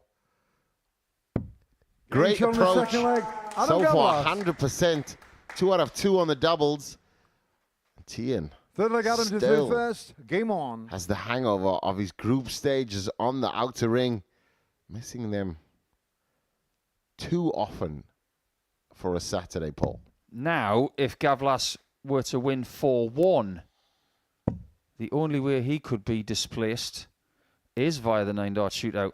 Things are going the way of the check all of a sudden.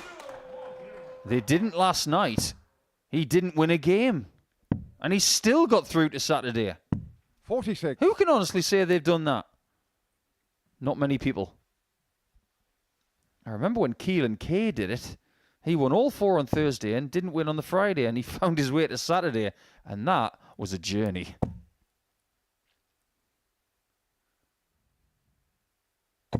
King of the 180s this week, but he has played a lot more games than a lot of the people here tonight.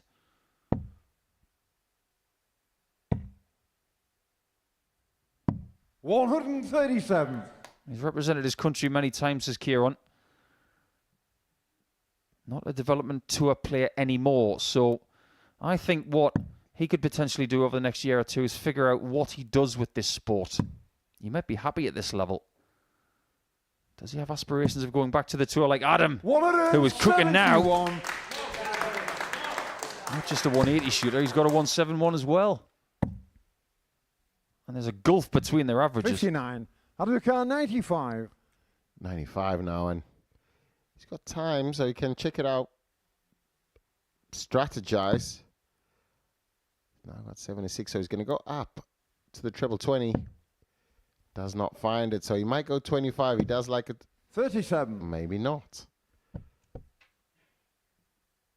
This is where I looked at it and you go, 95, you don't really need to go 57 because 38's a tricky one. So you can kind of set it up in a different way. Abdulkar, 58. 3 straight darts, 20, 20, 15 was probably the best board management shot. Yeah, I'd have to agree with that one, actually. Double top, though. Doesn't fail him. See? On the third leg, Adam Gawlas. 3 out of 3. Just keep leaving tops. And Gawlas could be in the semi-finals if he wins this leg. So it just goes to show tonight and any Saturday night in this format, if you lose your first game, you are not sunk.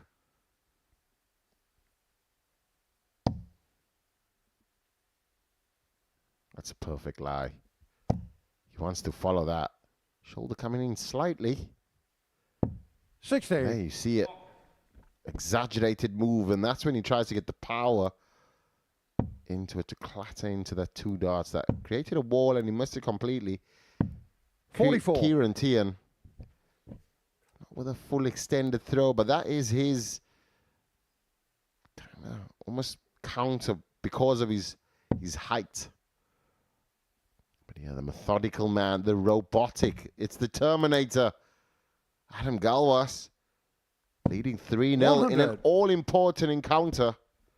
And this, as Paul said, could see him through into the knockout round. It hasn't been spectacular. 80. It's the kind of average you've seen from Adam all week long, 87. But the doubles, when he's had them, he's hit them immediately. He's making an 87 average look more like a 95. And that's what James Wade has 55. done his entire career. Fighting his way to victory. This is a great opportunity now for Kieran, just to Kieran to get the 82 scoring going. And you feel as though Saturday's always hit and miss for some players. Because when you play the second game in that group, it becomes really tough because the player you're playing against, he's already had a shot. And you're almost up against it because he's felt the atmosphere. I don't think Kieran's feeling very confident right now. Just looked at him in the background there behind Adam. And he was looking pretty forlorn. That's only a loss of 5 points. 40.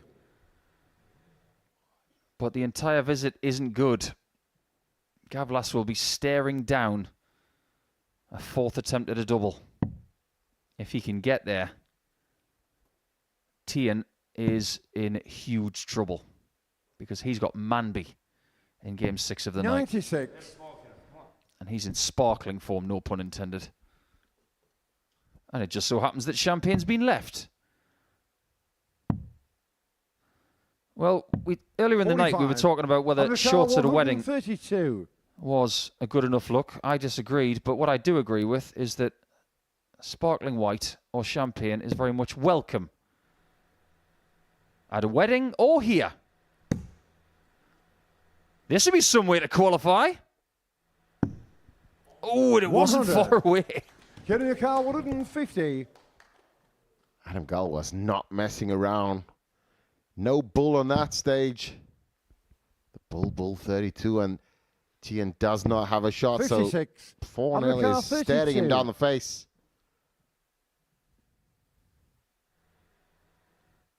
He lost his first game by 4 legs to 1. If this goes in, he qualifies for the semis. Can you, Adam and Eve it? He's through. I don't even think he knows. You'll find out soon enough, because the people who lost their first game tonight are both through via their second match. And Kieran Teehan is in huge trouble, just like Martin Thomas in the other group, who was playing in the next match against Neil Duff. It's down to the Duff man to take Martin out.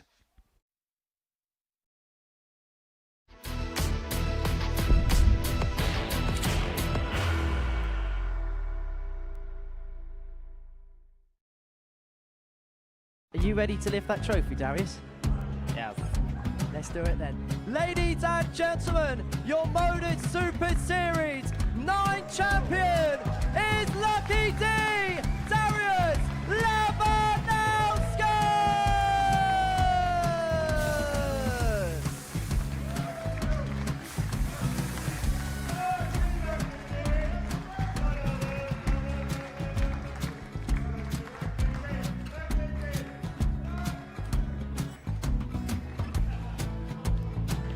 Well, what a wonderful night of darts we have seen, and we are ready. Our champion is ready, and it's trophy time. So receive the trophy.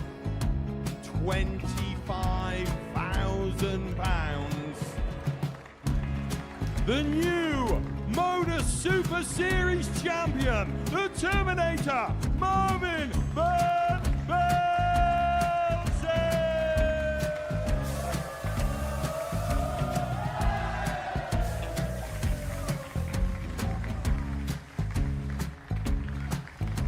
And one more time, the 8th Modus Super Series champion, the Terminator, Marvin Van Velzen. And the new Modus Super Series champion is Andreas Dirty Harrison.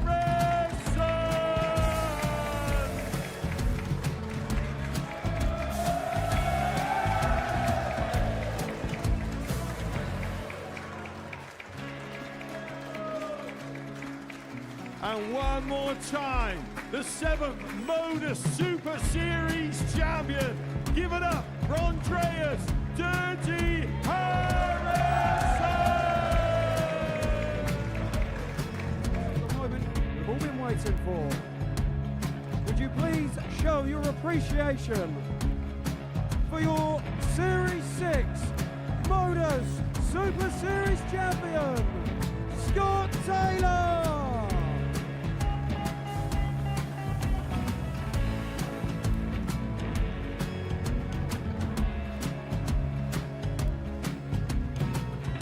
One more time, your new Modus Super Series champion. He is Chucky. He is Jim McDonagh. Ladies and gentlemen, your Modus Super Series champion, retaining his title, the Luke Lidlow!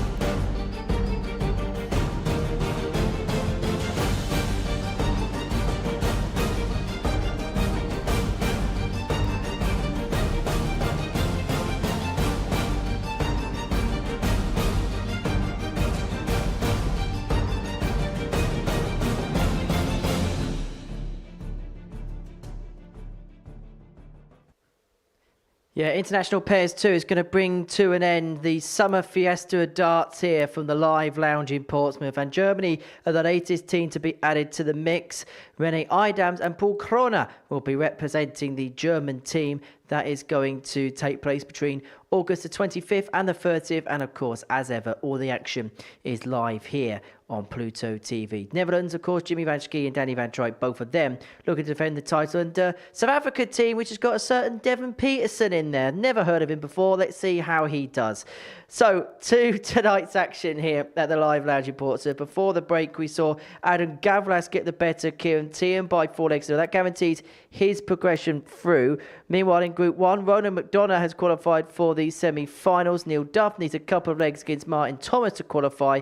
He tops the group for win, whilst for Martin, he has to beat Neil 4-0 or 4-1. Adam Gawlas is through Group 2 because of that 4-0 win. Charlie Manby needs just a solitary leg to qualify, or 2 to top the group, whilst for Kieran Teehan, he must beat Charlie Manby 4-0 to qualify. I think we've got there. Right, let's get into the action again then, shall we? It's Neil Duff up against Martin Thomas, and we're going to head over to the commentary box now and join our duo of Devon Peterson and Paul Nicholson for all of the action. Thanks, Henry. Yes, we have got the gist of what's happening in the final 2 group games. Neil Duff does need just 2 legs. So you would think after winning his first game, he'd be feeling comfortable. Well, I don't think he is. He's been here before. He knows the intricacy of the Saturday night format. So when he wins 4-3, he knows that he can't relax. As for Martin, this is a bit of an uphill climb. He's got to beat a WDF World Champion from 2022. And he's got to beat him very, very well. 4-0 or 4-1. And that would take him through. And that would put Neil Duff out. We'll concentrate on Group 2 when we come back after this game with Kieran Teehan up against Charlie Manby. But tonight, it typifies what kind of a week we've had. Thank you, ladies and gentlemen. First leg, Martin, you through first. Game on. Just when you think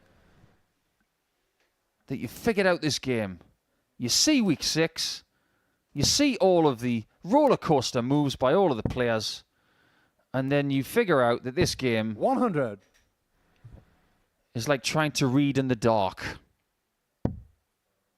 It's very, very hard to do. Because the people that lost their first game tonight have 100. both succeeded in getting through from their 2 games. As to where they will play in the semi-finals, Devon, we'll have to wait for that one because we don't know who's winning 100. the groups yet. I think the beauty of the Modus Super Series format, especially on a Saturday, 140. it allows the entertainment to continue. And that's the second pop-off. As they try and do a bit of a rugby scrum there to find the flight of Neil Duff that's been popping off.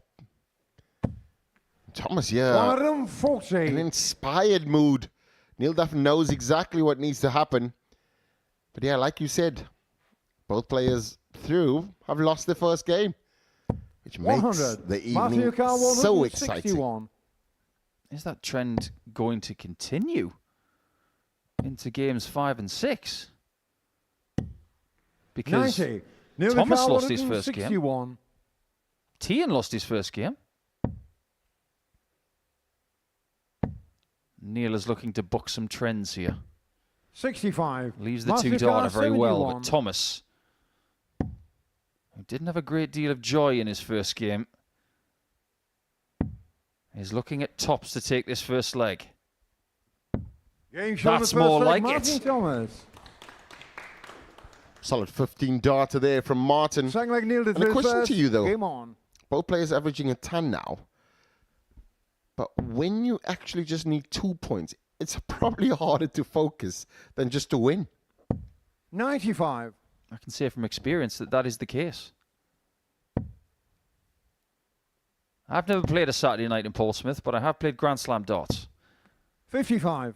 Knowing that I would have to win a certain amount of legs against a former world champion to get through to the last 16, and it was distracting. As much as you try to put it out of your mind, you can't escape 41. it. Ignorance is bliss in sport. If you can just turn up, prepare, and try to win every game the same way, 97. that is a very strong mindset in any format. Takes a lot of practice, a lot of work. And just away from the Modus Super 100. Series stage, the African Darts Group has hosted an event in Namibia. Cameron Carolison was in the final against a also well-known, as we see, Thomas hitting a 180, but a very well-known Graham Philby. And Graham Philby came out the victor in that game, beating him 8-5. 98. So congratulations. I know they are watching in Namibia with a whole group of people. So congratulations, everybody that participated. Yeah. Well done, Graham. Fine chap. 72. Neil the car, what Nice to see darts going to Namibia, home of the great Frankie Fredericks. One of the greatest track athletes Africa has ever seen. Used to go toe-to-toe with Michael Johnson at the 200 metres back in the 90s. 99. Matthew Carr, 97. 97 now for 2-0. That's not a great first, but trying to correct it. And slipped up in an opportunity 41. there to break the Carr, Duff throw 68. and put him in a commanding lead. But you feel like Duff still needs to do a lot. Needs double tops now. Finds the double tops. And you can tell that punch in the air. He knows he's one leg away Like Martin to through first. from Game making on. the finals. Or the knockout round at least. Going ahead of myself, but he knows how 81. important it is, though. That 68 was under immense pressure. It really was. I just mentioned one Freddie 45. from previous times in sport, Frankie Fredericks.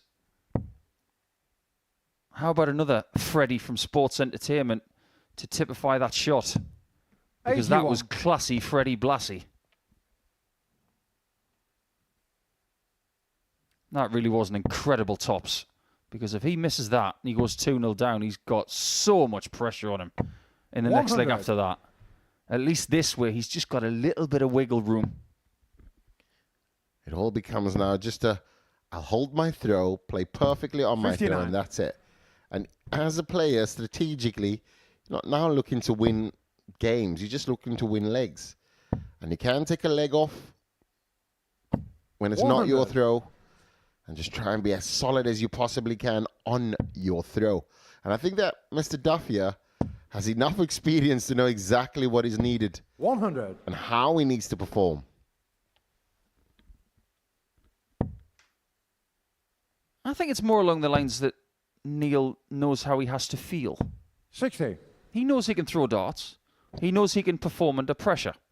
It's more about cultivating a feeling before he takes the stage. If he feels good, 45. he plays good. No doubt with that shirt, the man looks good already. It's a stellar shirt. Love the colours as well. 140. Nod of approval there. But could this be the shot that changes it all? Maybe. Getting shot on the third Oh leg. my Matthew word, Thomas. what a shot that is from Thomas. That is seriously impressive. Paul McNeil to through first. Game on. He has to win this game by 4 legs to 1.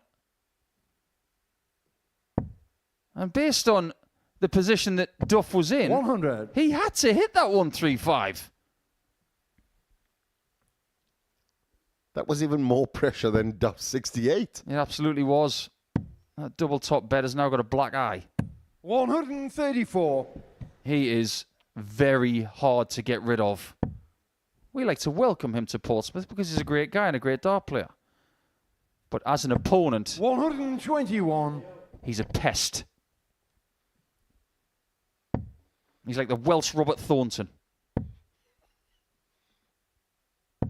85. I hope Robert is keeping well. Yeah, plenty of the opponents of these players for the week. I've wished the players well 60. ahead of Saturday night, and even some of them tonight have decided to attend. Jonathan Platt is here, as is Ivan Springborg Poulsen. 100. There is the man from Denmark. He didn't want to go home on Saturday. He wanted to stick around and get a taste of what Saturday is all about. 140. Getting it served up here by Mr. Duff. Thomas is now not going to be able to do anything spectacular, 100. but Neil set Car up 80. and wait. But what a setup it is. Means that Neil will only have one dart at a double. 40. He misses. Now things could change. If Thomas hits the 82, it's effectively a one-leg shootout to see who qualifies. Tops, biggest dart of the whole week. And he's found it again. Martin Thomas. Incredible darts from the Welshman. It's now a one-leg shootout to see who qualifies. First. If Duff does not win this leg, he doesn't make the semis, and Thomas will. Game on. And this is why it is so entertaining. The format, fantastic. Thomas taking out 135. 96. And finding an 82 on the last dart. The tops has been his friend this last couple of days. It's taken him out of some pressure situations. We in a one-leg shootout, Paul. Who's your money on? My money's in my wallet. 140. 6 darts thrown. Thomas has got the darts in this leg. Duff is averaging 121. over 95. Well, just shy of 95. Just a slight correction there in our statistics, but it means absolutely nothing right now. 133. Thomas has left himself on a finish to take the favourite for the night out before the semis. 100. We skirmish 132. to the death. That lie is dreamy on the bullseye. He doesn't get a look at it though. We've seen big finishes tonight. 170 from Manby. 135 was monstrous from Thomas. This 64. 140 The other car 140. would top the lot.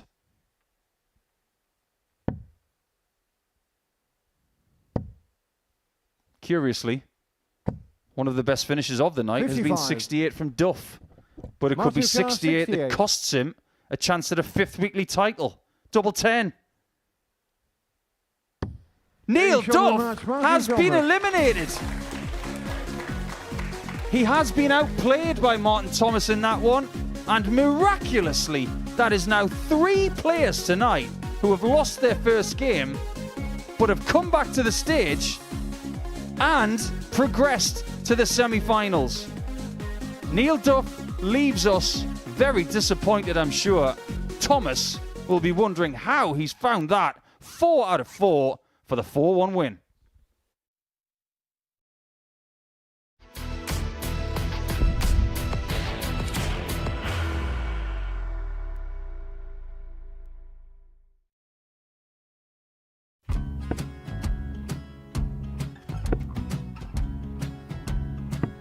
$54. Charlie McGuire, 164.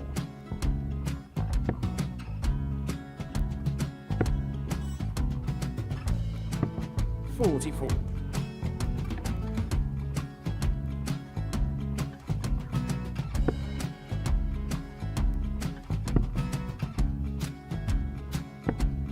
$32. Charlie required 120. Well, 120. He's got a fair, at least 2 handfuls at this. Just needs to stay 60. there. That's a good shot. Halves his score. Leaves himself on a 2-darter.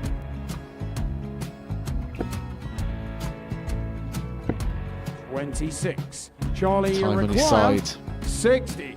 to become back-to-back singles champion.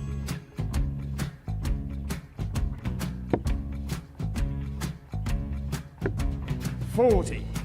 Definitely a couple of nerves in those last 2 darts, but he'll be coming back. The moment he's been in before this situation. Standing at the back of the stage, approaching the Yoki with a chance to win the title.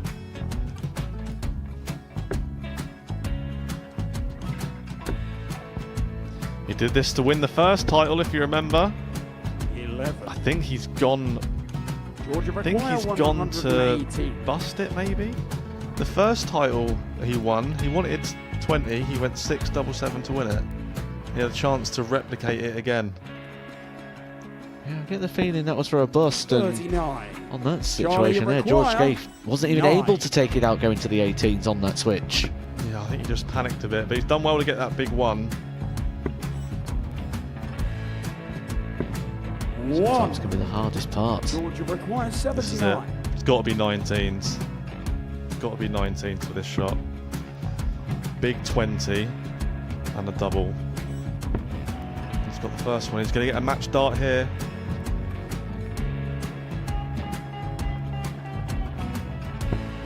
$59. Charlie, Threw you the entire require body into that 8. one. Just didn't want to let go of the dart.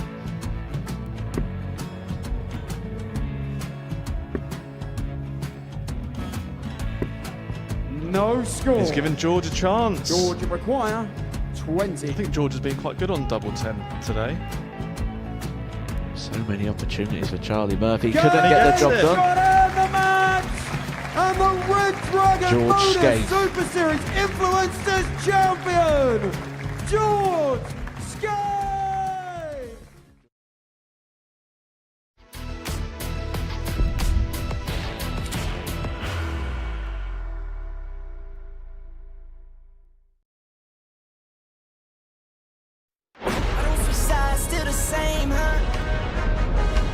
It's filled the power.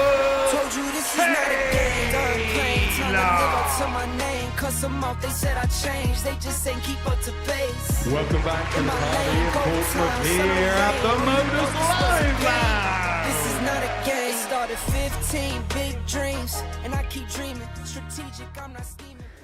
It's a busy weekend next weekend here at the Live Lounge in Portsmouth. We'll have the Seniors Champion of Champions next Sunday. But before that, we have an audience with Phil Taylor on Saturday afternoon. That is prior to Women's Week Finals Night. That is next Saturday evening. And the live coverage will get underway on Pluto TV from 7:30. But we've had a dramatic night of it here already on this Saturday. We've not even got to the end of the groups. Martin Thomas needed a 4-0 or 4-1 win against Neil Duff to seal his place into the semi-finals. That's exactly what he has done, sending the Duff man 4-time weekly winner packing despite winning his first match tonight. In fact, every single game so far has gone with the throw. And Kieran Teehan will be hoping that that is what's going to work for him. He has to win this game 4-0 against Charlie Manby. For Champagne Charlie, just a solitary leg is required for him to make his way through to the semi-finals. And just a reminder, of course, after this game, we will be bringing you the draw for the World Seniors Champion of Champions event, which will take place here next Sunday. But let's get back to the darting action, shall we? Teehan up against Manby. In commentary, Devon Peterson and Paul Nicholson. Thanks, Henry. We are looking forward to that draw, but before we get to that, we have to figure out who makes the semi-finals and who's in which one. What we know so far is that Ronan McDonagh has won Group 1. So he will be having the darts in the first semi-final. Martin Thomas will get a well-deserved break before he plays in semi-final number 2. And if Charlie Manby gets one leg in this game, he's going to win ladies and gentlemen, the group. First leg, Kieran to through first. Game on.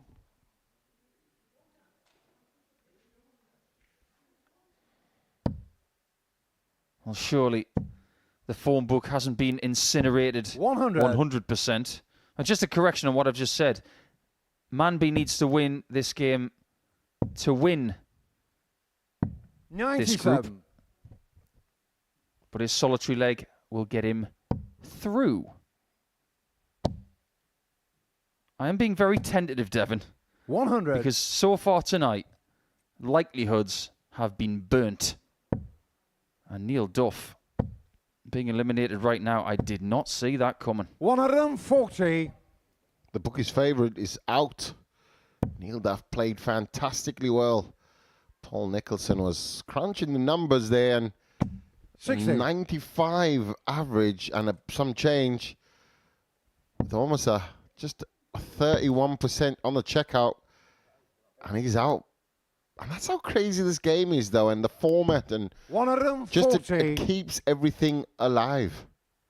Yeah, how many people have averaged 95 on a Saturday night in 2 group games and not made the semi-finals? 96. Charlie O'Carr would have Can't been be many. 24. Manby is on the podium with something to say. 99. Kieran O'Carr would have He'll been be back 45.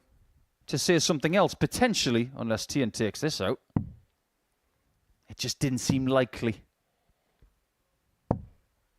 43. For some reason, Charlie O'Carr, this 25. does feel likely. Manby is now the favourite to win tonight. And he Each on the is first leg, in Charlie the Manby. semi-finals. Second leg, Charlie Job through 1 first. accomplished. Job 2, Game on. win the group and get a little break to play against Martin Thomas. Someone that he did play the last couple of nights. 121. So Kieran Teehan, losing his first 5 legs of this evening, has seen him gone. It's going to be 46. Gawlas and Manby through in Group 2. And they might even have a collision course for a 7th game of the Thank you. week.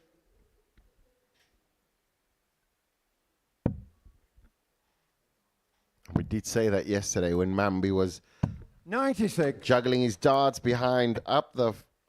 it's the Flockton. But what we have seen is Manby's scoring prowess. The comfortability is now showing because all the hard work is done. He now knows I'm in the knockout stages, and that's what every player 60. does Charlie O'Carr, for the Saturday. 66. You work for that all the time because it's continuous round robin until this point.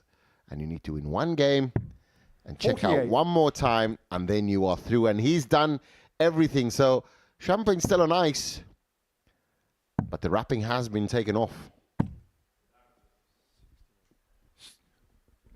69. Charlie O'Carr, 18. 9. That is the epitome of a blocker. He has to move. It made perfect sense, but he decides to go back to 18, which was not what he wanted to do. 44. Charlie O'Carr, Is he going to 18. split immediately this time or go back to 9? Yeah, good plan. 14. Just messing around a little bit here. Kieran just doesn't seem like he's stepped into the building today looking for that win. Yeah, I think 29. all of his Charlie O'Carr, adrenaline has 4. gone. He knows his fate. 1 for Charlie. 2. Charlie O'Carr, 157. We're having one of those legs again. Charlie went 121, 134, 180. 98. And after 9, Charlie O'Carr, 2. he was listed 64. Just goes to show, doesn't it? Game shot on the second leg, 9 can Charlie lead to Manby. trouble. And what you get there is a 2-0 lead. Third leg, Kieran to through first. Game on. And a bit of a juggle. Please don't try that at home. If it goes wrong, it can be very, very 81. painful.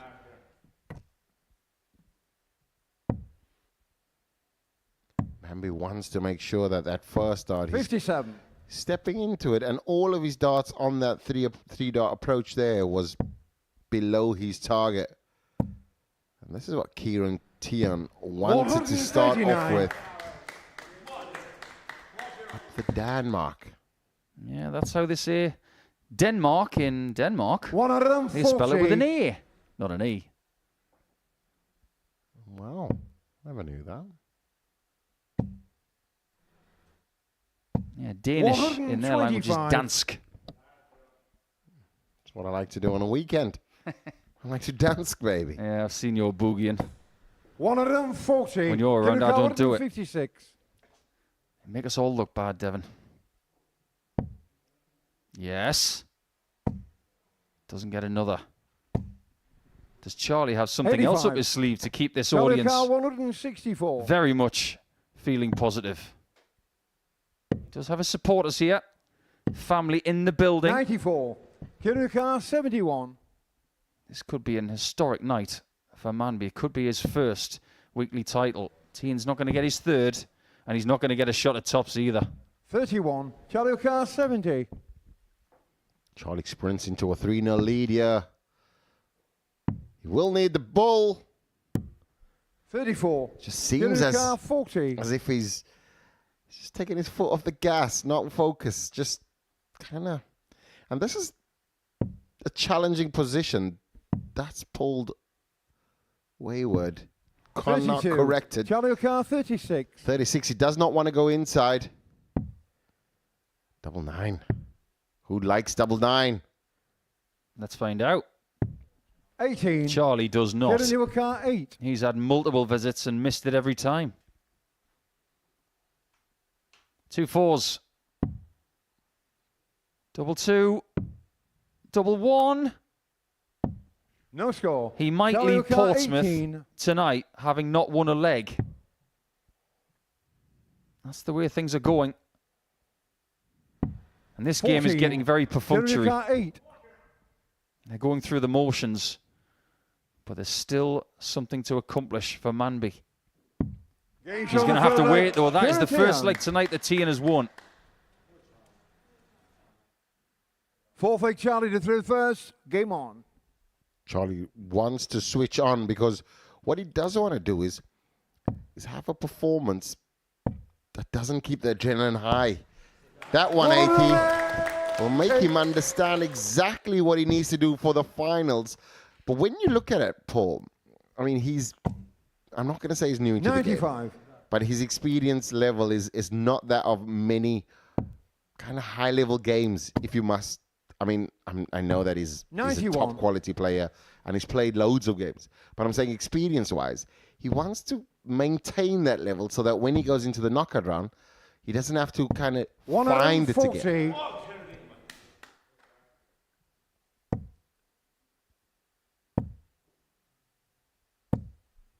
140. Seems to be finding it again. One thing we have seen from Charlie this week is that when things have gone wrong, 65. he's accepted it. Charlie Carr 90. And has bounced back. Double 18. 54. He will return. That could have been a 4-visit leg, but he'll take a 5.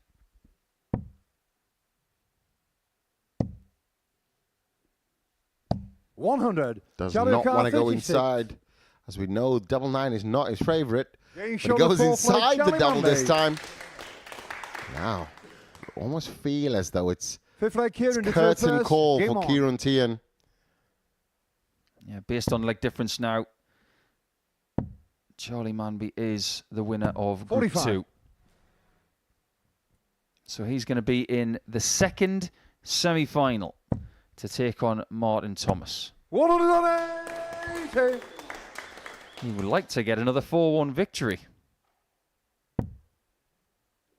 First semi-final is going to be Ronan McDonagh against Adam Gawlas. 137. They had some meetings earlier in the week. Two contrasting styles as well. We nearly saw a 140. back-to-back. Charlie Manby just walking that last 180 or the last 140. The last dart just ricocheting off with his 81. bulbous darts, very similar to the Gary Anderson. Actually, is the Gary Anderson dart. He does play with a kite flight. 105. He's just good. And 76 left to put Teehan out of his misery. Hasn't been a good 100. night for Kieran. Charlie Carr 76. Still a classy operator. But it's double 18. 58. How many times do you want to leave double 9, Charlie? 138 for Teehan now. Would have been a nice parting shot, but this might seem as if it's the last throw for Kieran Teehan. Charlie O'Cart 18. If there's going to be another Irishman in Champions Week, it's shown not in going to the be match, Kieran Manby. Teehan. It could be Charlie Manby still. He wins both of his games in the group, and he is the only person tonight who has won both of his group games. So is he the favourite now? I think a lot of people would say that he is. He goes over to his family to get some positivity ahead of what will be the second semi-final for him. He wins by 4-1, and we've got something a little bit different coming up after the break.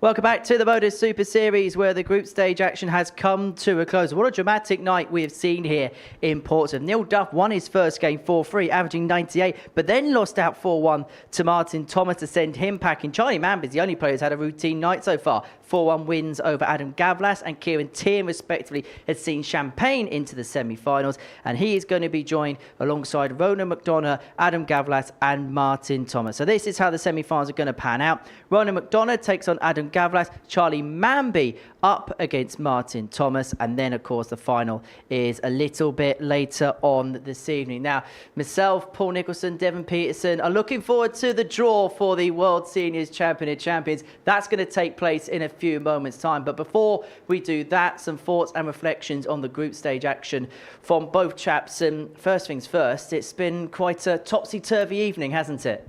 Especially if your name's Neil Duff. The way he played in his first game, he played superbly. There was timing in there, there was quality. But when he came up against Martin Thomas, he was inspired.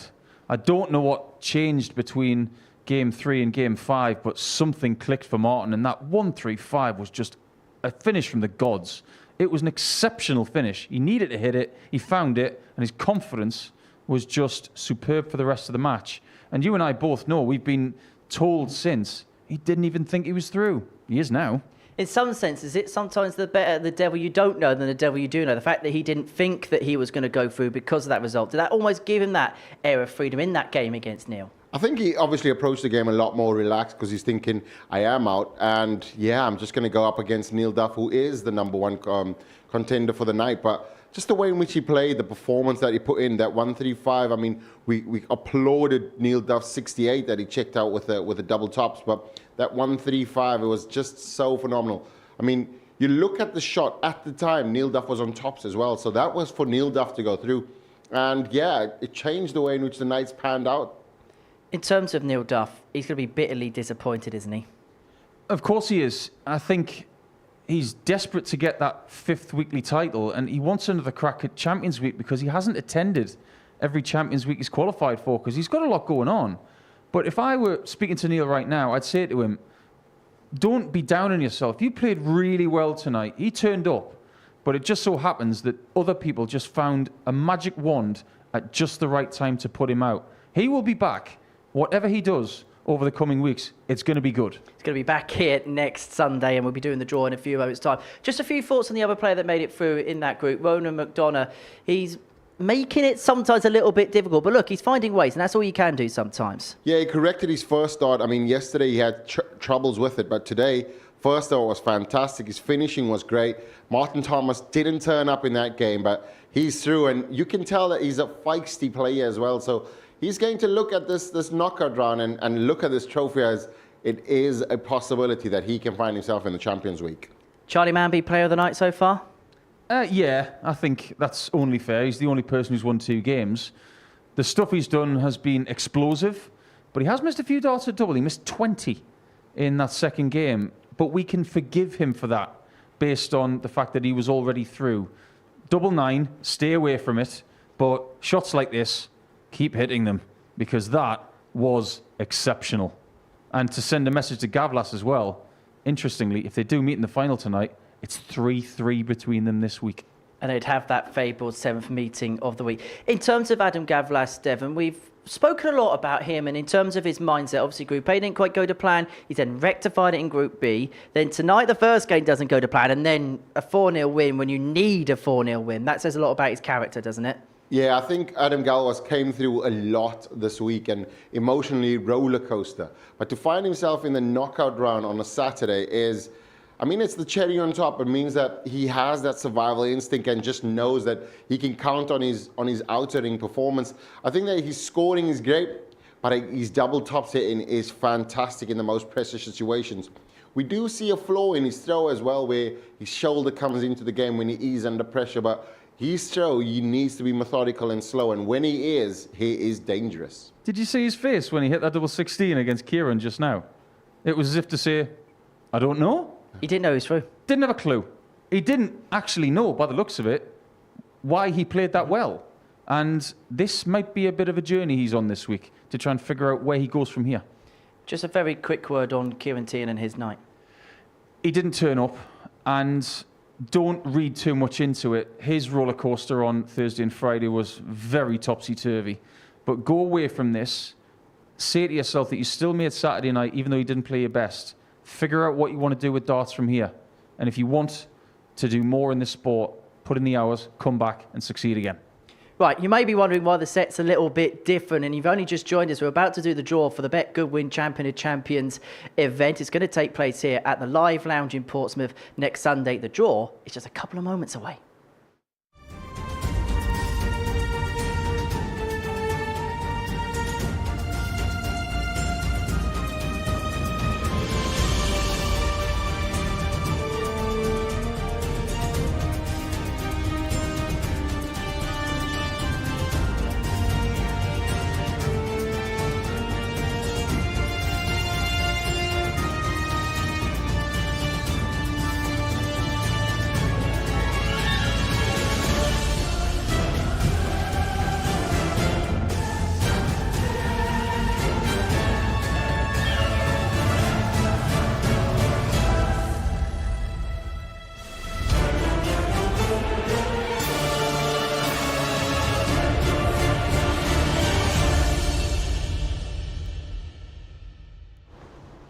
Good evening, welcome along to the draw for the Bet Good Win Champion of Champions 2025. The tournament's going to be broadcast live for the very first time here on Pluto TV as 12 of the best senior stars go head to head to crown themselves the ultimate champion in the seniors division. Conducting the draw this evening is the 2010 Players Championship winner Paul the Asset Nicholson and the 2024 ADC Global Champion, the African Warrior Devon Peterson. Gents, the draw is about to get underway. We've got 12 players in the draw, and the last 2 years this has been such an exciting event on the World Seniors Circuit. Yeah, it really has. And I think last year for Richie Howson, it was where the journey really culminated. It could go even further, but think about everything he's been through with all of his different hobbies, whether it's drawing, fishing, snooker, darts. That was the biggest moment in his career when it came to this sport. He waited a long time for it, and boy did he deserve it. And look, the Champion of Champions means one thing: the creme de la creme are going to be involved. Yeah, I mean, you got the likes of Barney, Sabah Whitlock, you got Ross Montgomery, just recently crowned as well. As you said, I mean, Richie Howson is there, Hendo. There's loads of talented players campaign to making a return, Merv King. So there's a lot of players that when you turn a corner and you win one game, there's no easy draw. Every single draw is going to be tough, and you know that all of these players have experience, so they want to be drawing on that for this event.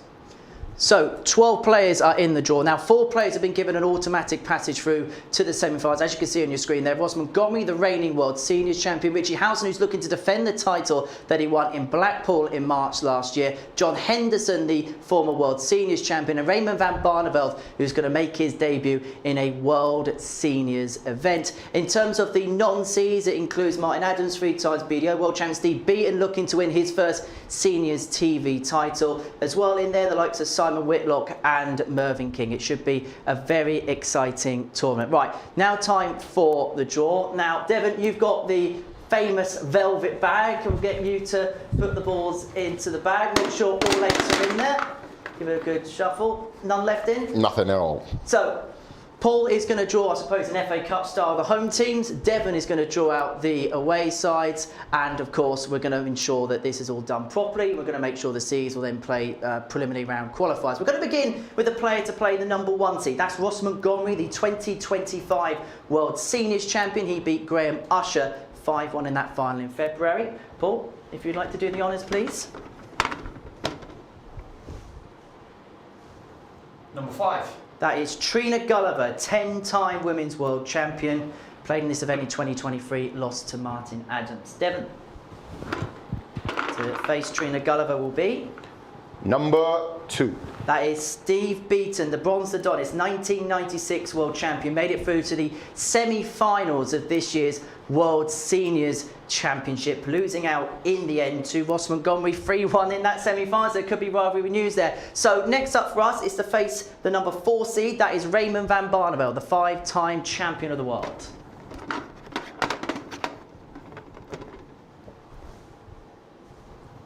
Number 1. Number 1, that is Martin Adams, 3-time Lakeside champion, runner-up in the 2022 World Seniors Championship. He will play.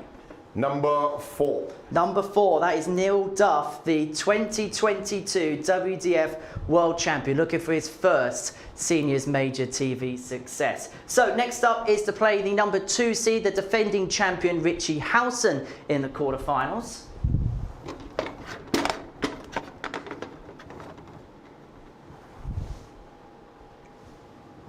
Number 6. Number 6, that is Mervyn King, 3-time BDO Major Champion, made his seniors debut at the World Championship, losing 3-1 to Derek Coulson, averaged 95 in that game. It was an absolute corker. Who's he going to face, Devon? Number 7. Number 7, Kevin Painter, the artist, former Players Champion, former World Championship runner-up. Did play in this tournament 2 years ago, lost out 10-5 to David Cameron. So the final seed is John Henderson. Who's he going to face in the quarterfinals? All being well, we should know that it's going to be... Number 3. Number 3, that is Richie Burnett, the 1995 World Champion, the Prince of Wales, lost to Steve Beaton in the quarterfinals of the World Championship. First appearance of the Champion of Champions. And Devon, please tell me you are going to draw out number 8, Simon Whitlock. Just don't think there's another ball in there. Number 8. Number 8, Simon Whitlock. We can breathe a sigh of relief. The former European champion did play the World Seniors Championship, losing out 3-1 to Paul Hogan, making his debut at the Champion of Champions this year. Gentlemen, thank you so much for the draw. Some intriguing ties in there for sure. And these are the preliminary round matches that are going to take place next Sunday. Trina Gulliver will take on Steve Beaton. That's for the right to take on Ross Montgomery. Martin Adams up against Neil Duff. The winner will take on Raymond Van Barneveld. Remember, Martin and Raymond did play a world final back in 2005. Richie Howson will take on the winner of the game between Mervyn King and Kevin Painter, whilst Richie Burnett and Simon Whitlock will take on John Henderson. The victor of that one will take on the Highlander in the quarterfinals of that particular competition. The games will take place on Sunday, June the 29th, here at the Modus Live Lounge in Portsmouth. All of the action is available on Pluto TV, and tickets are still available via www.dartshop.tv. So those are the fixtures for the preliminary round. Now this is how the tournament bracket is going to break down. So Ross Montgomery will take on the winner of the game between Trina Gulliver and Steve Beaton. Raymond Van Barneveld will take on either Martin Adams or Neil Duff. Richie Howson takes on Mervyn King or Kevin Painter, and John Henderson will take on either Richie Burnett, Simon Whitlock. Now, gents, let's have a look at that draw, dissect it a little bit. Anything stand out for you, Paul Nicholson? You know there is. It's Adams, Duff and Van Barneveld. That section of the draw is brilliant. It's all about Lakeside Championships, isn't it? Because Martin's won 3, Neil's won 1, Raymond's won 4 of them, and only one of them can make it through to the later stages of the tournament. It's going to be fabulous. So very much looking forward to the fact that someone who's won a Lakeside title many times over potentially is going to make it to the last stages of this one. Anything for you, Devon, that particularly stands out aside from what Paul's just mentioned? I think it's the Richie Burnett, Simon Whitlock, John Henderson kind of game. A lot of them have come from the Pro Tour very recently as well, so still high quality in them. And I think that with Simon Whitlock and Richie Burnett on the stage at any point in time is going to be an absolute circus. So it's going to be fantastic to see. I mean, this is going to be a champion of champions that I definitely want to tune into. Anybody you look at and think, ooh, possible favourite for the title? Well, Raymond hasn't been playing badly on the Pro Tour this year, so maybe you can go with Raymond, but he's never played here before. Duff has. And after losing in his group games tonight, he'll be wanting to settle a bit of a score, but if you want to take that trophy out of Richie Howson's hands, you're going to have to be good. But at this stage, Raymond Van Barneveld. For you, Devon? I think, I mean, you look at the way in which it's set out. Mervyn King has come here and played some great darts, and I think that he, for me, is a solid shout for the title. He's still playing really good, averaging roughly between 80 and 90, but high mid-90s, and that is going to be a mean feat, and he knows exactly what it's like to win on that stage. Gentlemen, thank you so much indeed. The Bet Good Win Champion of Champions takes place on Sunday, June the 29th here at the Modus Live Lounge. Reports of all of the action for the first time in seniors darts will be broadcast on Pluto TV. Tickets are still available by heading to www.dartshop.tv. Whilst for us here at the Modus Super Series, we're going to take a short break, and when we return, it's semi-finals time.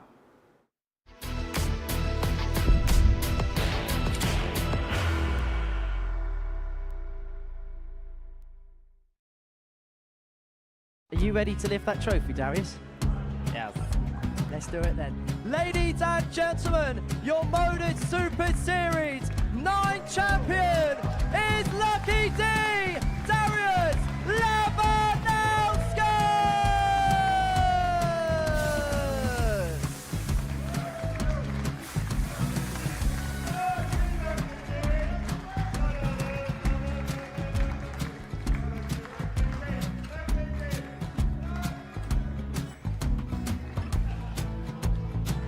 Well, what a wonderful night of darts we have seen, and we are ready. Our champion is ready, and it's trophy time. So receive the trophy. £25,000. The new Modus Super Series champion, the Terminator, Marvin Van Velzen.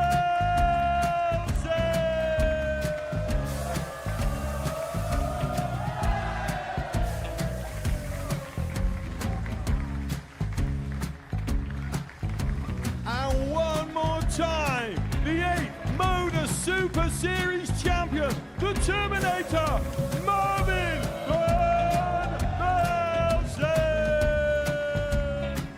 And the new Modus Super Series champion is Andreas Dirty Harrison.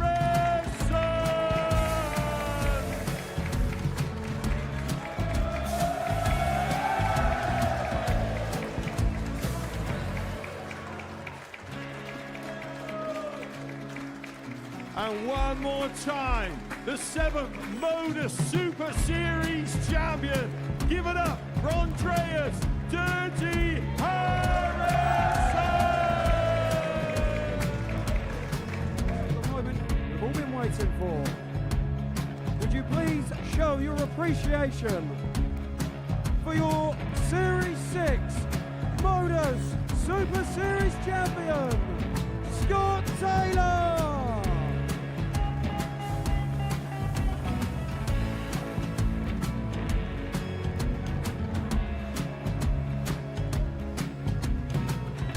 One more time, your new Modus Super Series champion. He is Chucky. He is Jim McDonagh. Ladies and gentlemen, your Modus Super Series champion, retaining his title, the Luke Lidlow!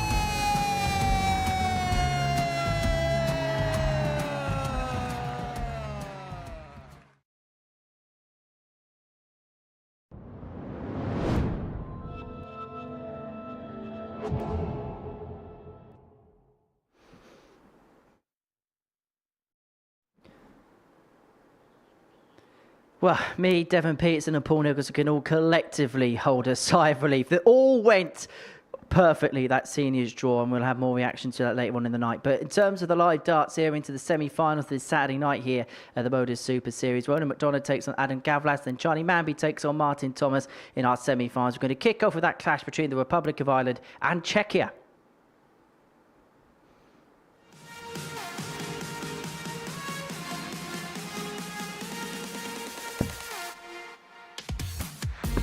He doesn't need any more because if this goes in, he qualifies for the semis. Can you, Adam and Edith? He's through.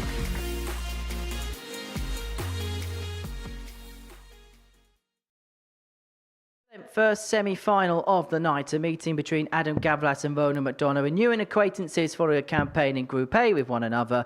In the commentary box, the safest pair of hands we have here at the Live Lounge in Portsmouth, Devon Peterson and Paul Nicholson. Did I just hear you say safe hands? Does that make us David Seaman and Peter Schmeichel? Well, time will tell. The draw is done for the Champion of Champions next week, and we hope that when you either attend or tune in next week, you enjoy that. But we have a Week 6 champion to crown. Before we even get to that, we have to figure out what the final will be. Will Irish eyes be smiling on Week 6 like they were on week number 3 and week number 4?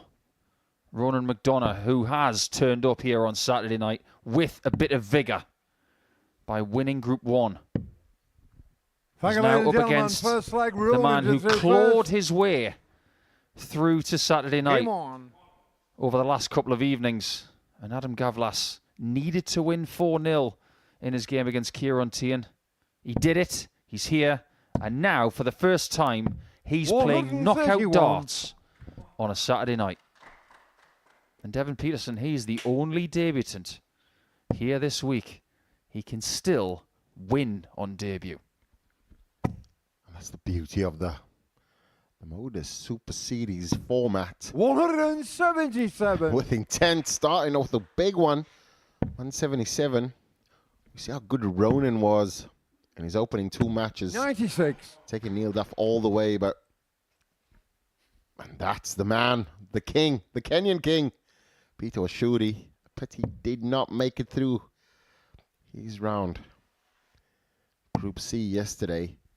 But we have some great talent on show tonight, and Adam Gawlas for me is this is going to be almost a match of 2 different techniques, 100%. Pace at the hockey, all of those things. And my concern is does the Adam methodical throw put Ronan off and change the prodding towards the board? Does it impede him? I'm really glad you asked that, because sometimes head-to-head records 57 can tell us the answer. 34. The answer will come straight after this. That may just have been for 2 94. single 20s. Out of a car, 167. You have your shot at 167. If you don't take it, I'm going 1-0 up. It's a risky play, but it has paid off to this point. McDonagh looks about as comfortable tonight as he has all week 47. long. That's ominous.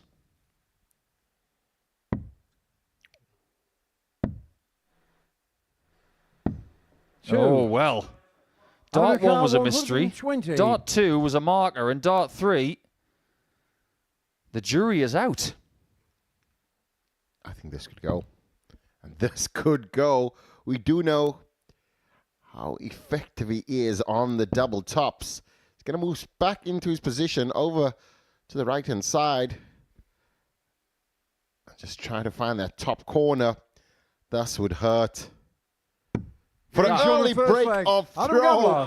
What a shot. The man was doing the salsa Second leg Adam on the hockey. First. Game on. And kind of ended it off with a deep dipping move on the double tops. What a shot. As we were looking at that tops going in, look at the 3 angles of the darts. You've got the straight 60, you've got the left leaning single, and then the right leaning tops. He threw that from about 8 feet. It had to 60. be high and hard, and it was perfect. I would like to say that's the best finish of the night, but it isn't. There have been better ones. 78. But I get the feeling that we might see even more big finishes like that before tonight is through. Now, we can get to the answer to your question, Devon. Because these guys have played each other 3 times this week, and Ronan McDonagh has got a winning record against Gawlas 96. of 2 games to 1. Beat him on Tuesday and Wednesday by 4 legs to 1 and 4 legs to 2. So I don't think 100. Adam's pace makes any difference to Ronan whatsoever. just remember, that was round robin, though. This is knockout. It's a very different mentality, because now, back there, you could make a mistake and still get through. Now it's a last roll of the dice, and as it seems, Adam with that ton-plus checkout simply seems the more comfortable player. There was 3 dots in Ronan's hand. First one was a mystery. Second was a marker. The third one was misery. And there we see the Dane, Ivan Springborg.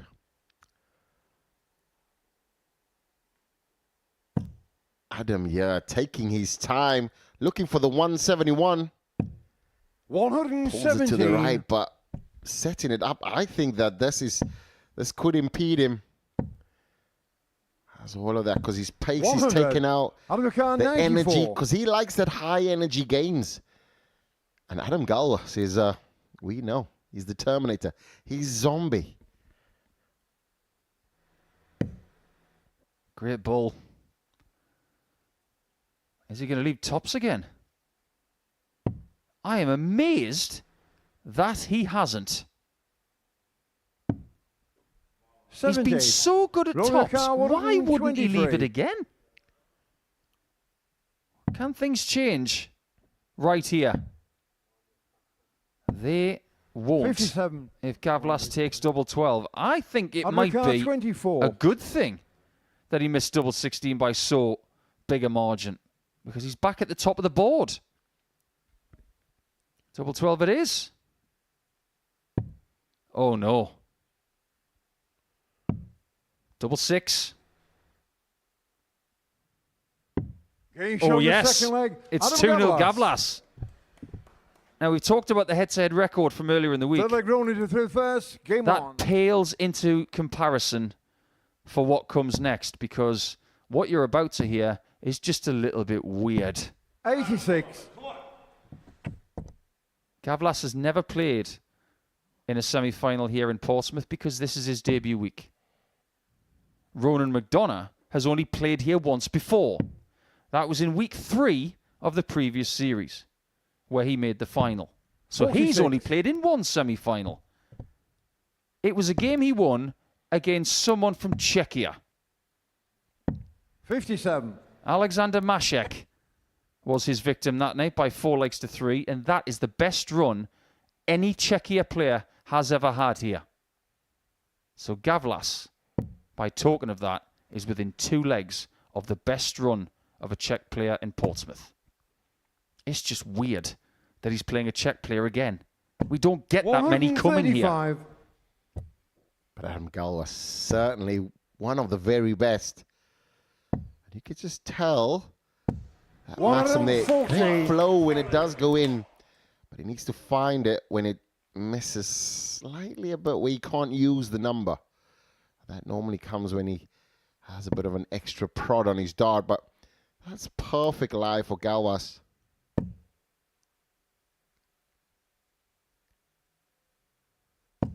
$81. Shoulder comes in there, and you kind of, it's funny to sit back and watch, though.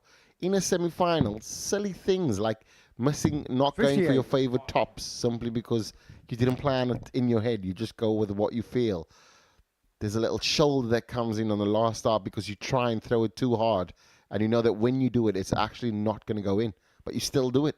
I'm starting to figure out why that shoulder is engaged on dart 3. It's because his entire body is out of position. He's leaning 140 into his right side, putting his shoulder slightly lower, meaning he has to throw up. His left foot is coming off the ground 100. on his third 99. dart. So his body is saying, what's going on? And it has an immediate reaction. So far, so good for Gawlas. Is it going to be tops twice? It was never there. 59. This might have 60. to get there. Feel as though his second dart, the first dart's perfect. He needs to go to the left now. Gets it. Gets that first dart out of the way. Paul Nicholson, yeah. nearly lost his mind because that nearly Game went on. into the treble. But I think that he meticulously placed it there above the treble. It probably never went as in the right place that he wanted to do because it could have easily dropped in the treble 20. But it left the space open on the tops because his dart does sit up and found it with the 140. amazing ease. This game's not done yet. It most definitely is not. 95. You might think that Gawlas is going to play Terminator-style darts all night long with no emotion. But you give him the right easel and the right canvas, he can get loud. Winning tonight would mean a lot to him. He was the first Czech player to win a match at Ali Pali. 60. That means a lot to him. If he's the first Czech winner here, there's another little slice of history for him, for his 78. country. We've spoken to Peter Wachiuri this week about representing your country. It means a lot to players. Gawlas is not just playing for himself tonight, he's playing with Czechia in his corner. If McDonagh brings the fire, this guy can fire back. That's an amazing 140. An imposing last dart.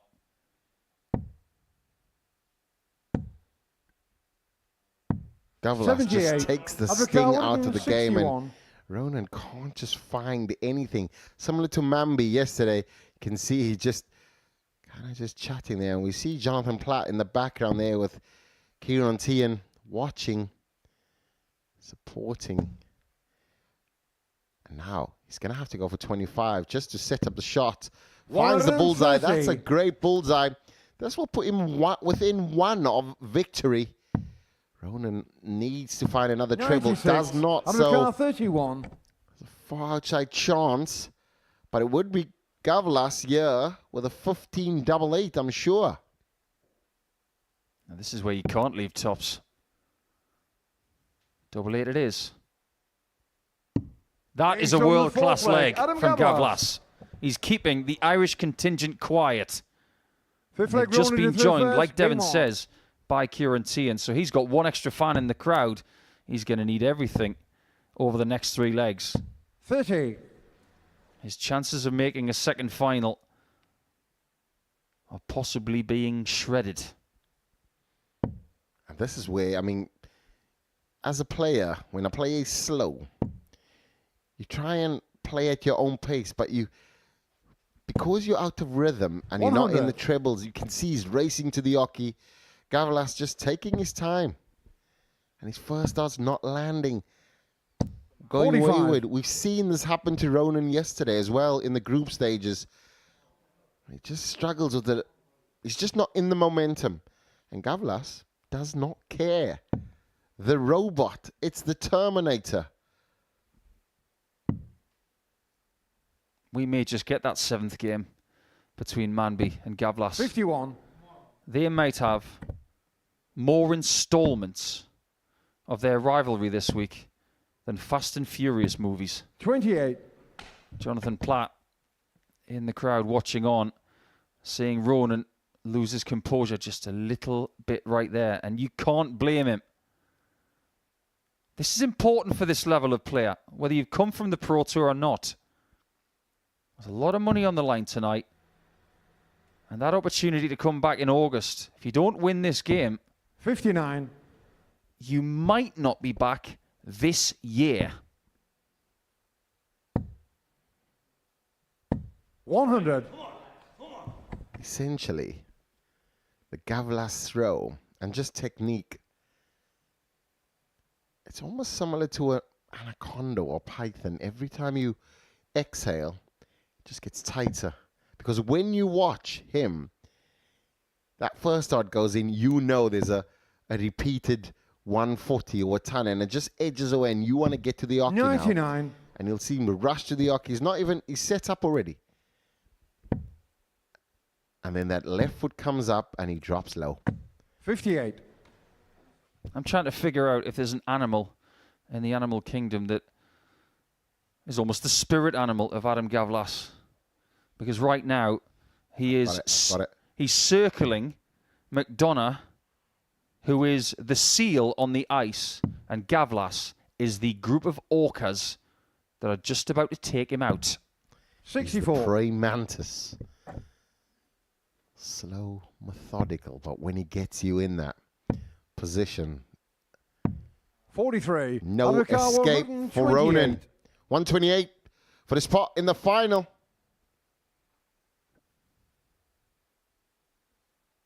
He has been the epitome of patience this week, with a little bit of fortune. But this is not about the luck of the Irish. 88. The person who put him through to Saturday night is Charlie Manby when he won the last game of Group 37. Undercar 40. B. He might be taking him on in the final. Gawlas is one dart away from being the first Czech player to a final in Portsmouth.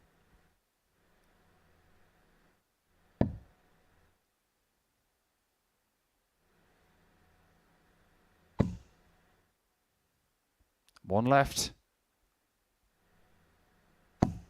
No Not score. just yet. Undercar 160. He found a gap that nobody could see. We've seen some big finishes tonight, some skin savers. This would trump the lot of them. There goes that. 59. Undercar 40. Ice hockey is a very big sport in Czechia. Period number 1 was the groups. He negotiated that. Period 2, the semi-final. He may be about to go to period 3. Double 10. Game shown in The match. first Adam Czech Gawlas. player to make a final in Portsmouth is Adam Gawlas. What a roller coaster week it's been for him. And we don't know who he's going to face in the final tonight, but he could be the first Czech player to win in the Live Lounge on the south coast of England. It was a decent performance, but unfortunately for Ronan McDonagh on this occasion against the Czech player, he just didn't have the answers to all of the questions. Gawlas is in the final.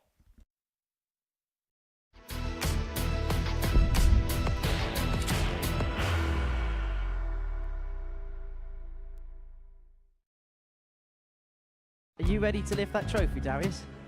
Yes. Let's do it then. Ladies and gentlemen, your Modus Super Series 9 champion is Lucky D, Darius Labanowski!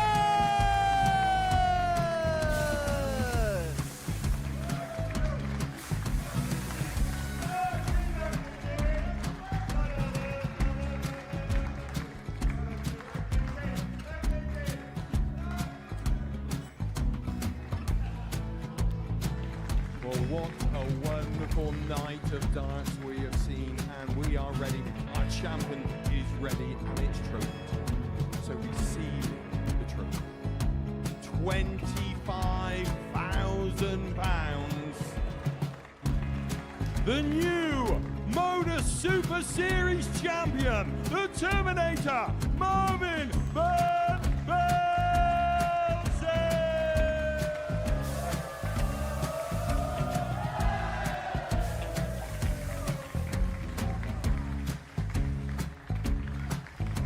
And one more time, the 8th Modus Super Series champion, the Terminator, Marvin Van Velzen.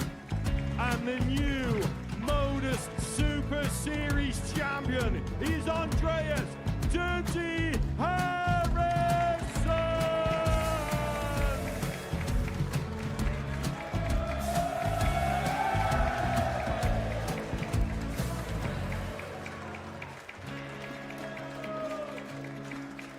And one more time, the 7th Modus Super Series champion. Give it up for Andreas Dirty Harrison! The moment we've all been waiting for. Would you please show your appreciation for your Series 6 Modus Super Series champion, Scott Taylor.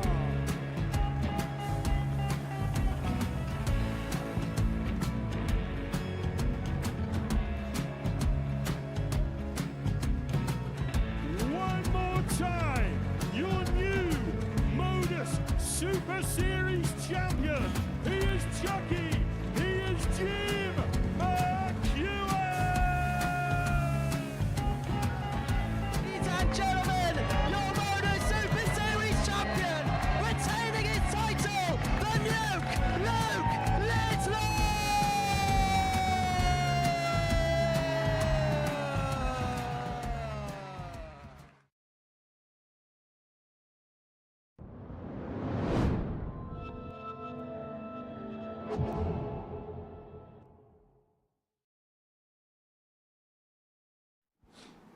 Welcome back to the Modus Super Series. That's the trophy they're all looking at winning, and Devon Peterson has actually been eyeing it up for when he placed in Series 11 before the break. Adam Gawlas moved one step closer to lifting it by getting the better of Ronan McDonagh by 4 legs to 1. Charlie Manby and Martin Thomas is our second semi-final in a few moments' time, and of course the final will therefore follow. Well, it's been another big week here at the Modus Super Series as its partnership with the African Darts Group continues to give opportunities to players all across the continent. Peter Wachiuri came back for a second stint here at the Live Lounge in Portsmouth in series play anyway. Again, he made a big impression of everybody here in Portsmouth, and earlier on in the week, our own Devon Peterson caught up with Peter to talk all about the week and what a week it's been for the ADG star.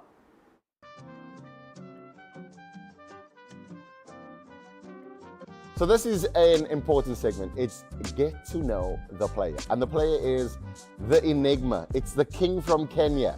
It's Peter Wachiuri. Peter, how are you, my brother? Fine, thank you, Devon. Oh, fantastic to have you. Great to see your smile.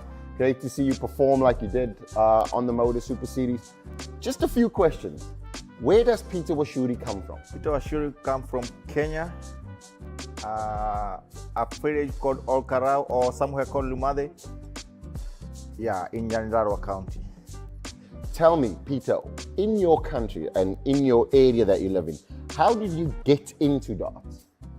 Actually, I used to go there and see some old men playing darts. So I was interested and I just tried to how much I can join them. And later I realized I have joined the club. Fantastic. And when you've seen that, so when you started, what was your first dart set like? Did you have a full set? What was it? What did it look like? Actually, it was just a normal dart for the runners. Yeah. Because I used the one which you have with the plastic at the behind. Yeah. So you had like a carnival set, and then obviously everybody's seen those flights that you create, that you play with. Who creates them for you? It's a man-made flight. Huh? Yeah. Yeah, from my man called Jogoma, from Kenya. Okay. He is a good man. He always motivates young men and give him those flights. Sometimes he gives them for free.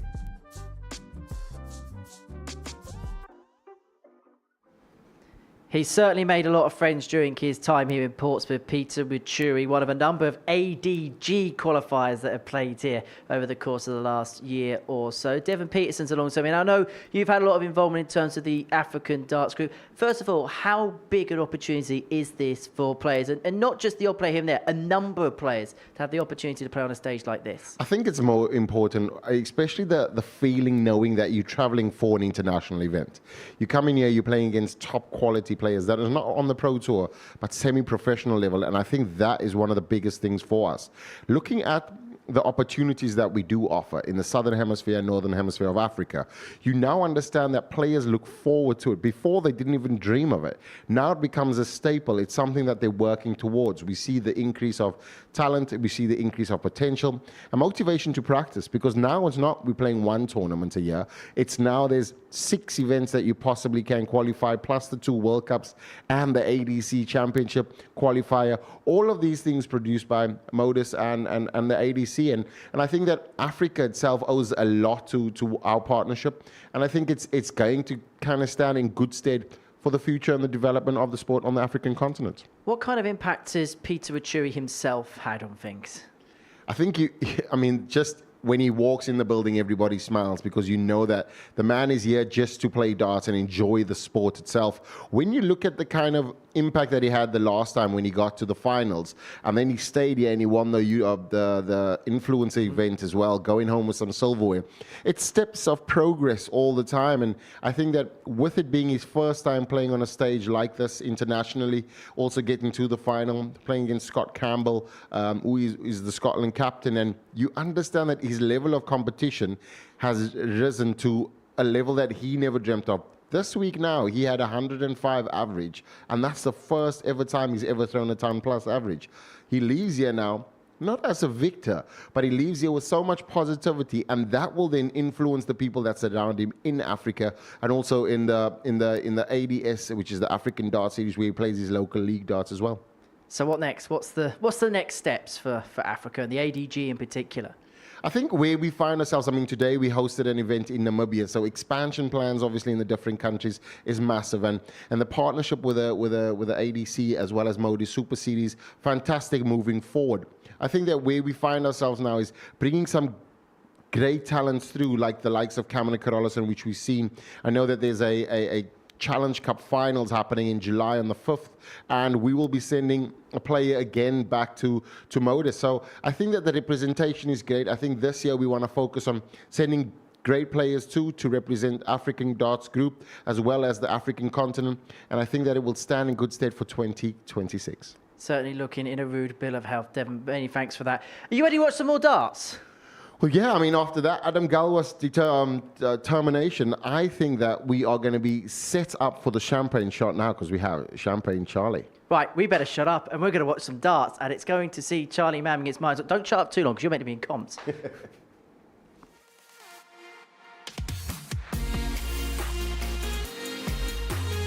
It's not going to be Kieran Teehan.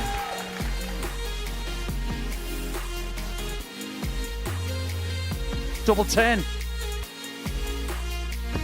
Neil Duff has been eliminated.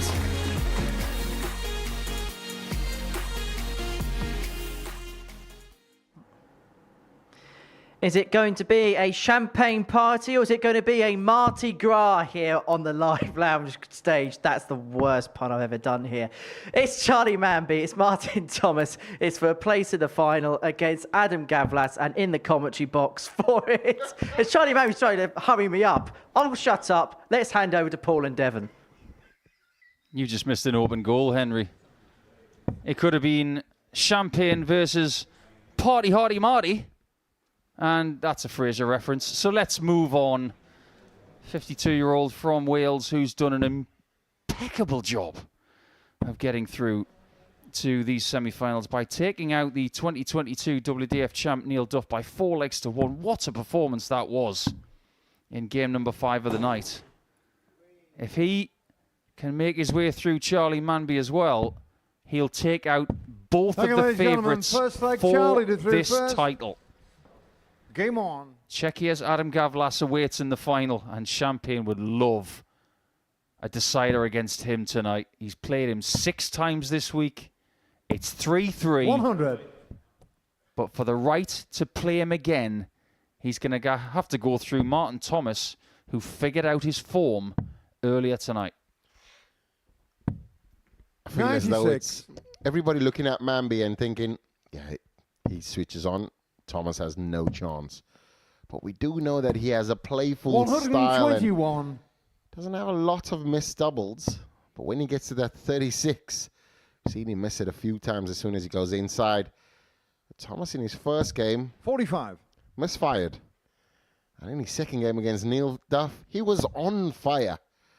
With the run 3-5, skin saver. 60. Gave him the shot in the last. Send Neil Duff home, and now Manby. We know that the man has a scoring power. 135. Second to none. But Thomas won't be rolled over and have his tummy tickled. 60. One thing we can't really hide from is the fact that this is the first semi-final that Charlie has been in. The last time he was in a Saturday night, he lost 45. to Conan Whitehead by 4 legs to 1, and then he 160. lost to Derek Coulson by 4 legs to 3. Two very experienced campaigners. And that is what he's 45. up against right here in Party Harty Marty. Or just Martin Thomas to everybody else. 60. Charlie Carr, Never thought about 115. Thomas going to Mardi Gras. That might be his next vacation. Might go there if he wins tonight. But he's on the first 1-0 leg down, down. Manby. And Manby gets another ton plus checkout. Wow, how many is he going to get this week? He's fast approaching 20.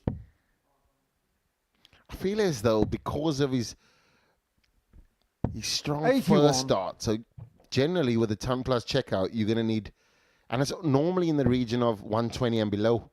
And because he finds that first start with ease, 140. he misses on a 180 there, but first start with ease, he rushes to the finish so quickly. You blink and you miss it, but Martin Thomas, yeah, 127. coming with strong scores back, and as great as that finish was, it was a hold of throw. Martin Thomas has 60. to break the throw to make the final. So you feel as though there has to be some heroics from the Welshman.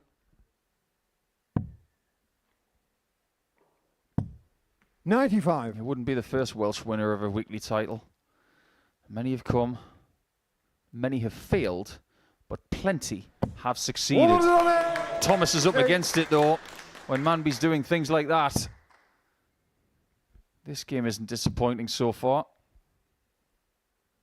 96. Was never Charlie set Carr, up to fail. 121. Got Champagne Charlie with a 1-1. Oh, it would have been a 57. 20, but Martin Carr, 102. Thomas, yeah, with the first start in the treble, but he will go into treble 14 now. And that gives Charlie a shot at the 64. 82. Pressure shot, though. Charlie It's Carr, not going to be 64. a walk in the park.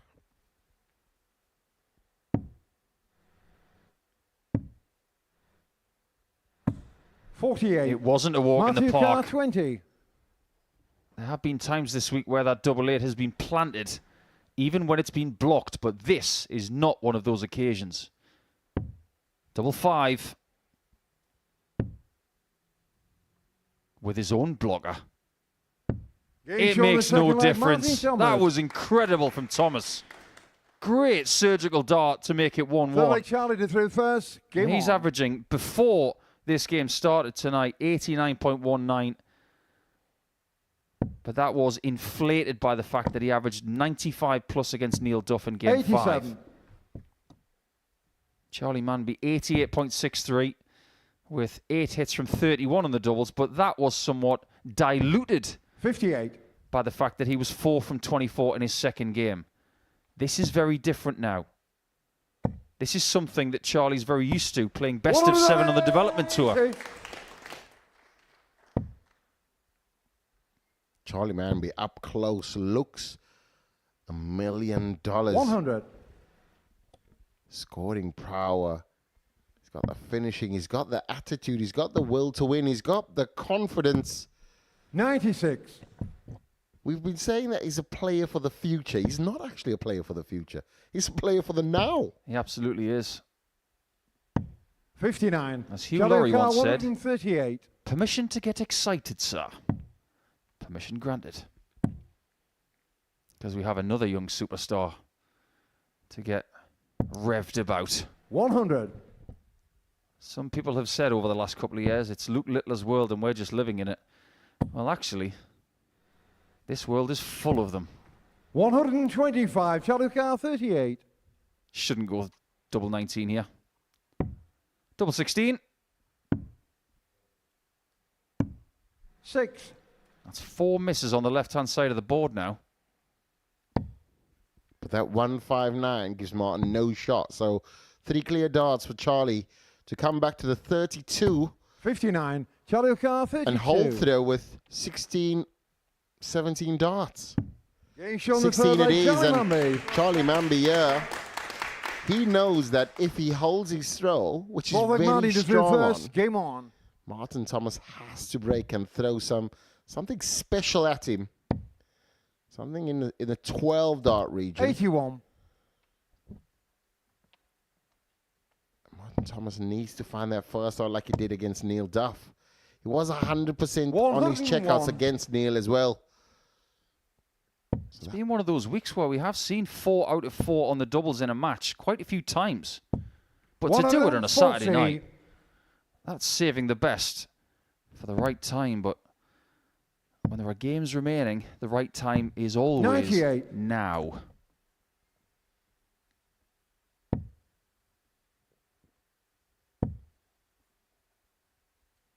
It's very much an 100. old school throw that Martin has. But I love the fact that we've got a bit of old school here against the new school. 134. In what other sport do you get age gaps like 33 years? It's just the norm. 140. The game is truly in a perfect position. 98. Modus Most 40. inclusive sports on the planet, with a mathematics exam every single time a player steps to the hockey. Getting shown the 4 And that is easy mathematics. That's 2 times 20 equals double tops. And we did say that Martin Thomas is going to need something in the region of about 12, 13, but it was on his throw. He will need to repeat that and try and break the Manby throw. But we do know that he's got the scoring power to keep Martin Thomas at bay. This is going to be a tough task for Thomas. Especially with darts on the floor. 40.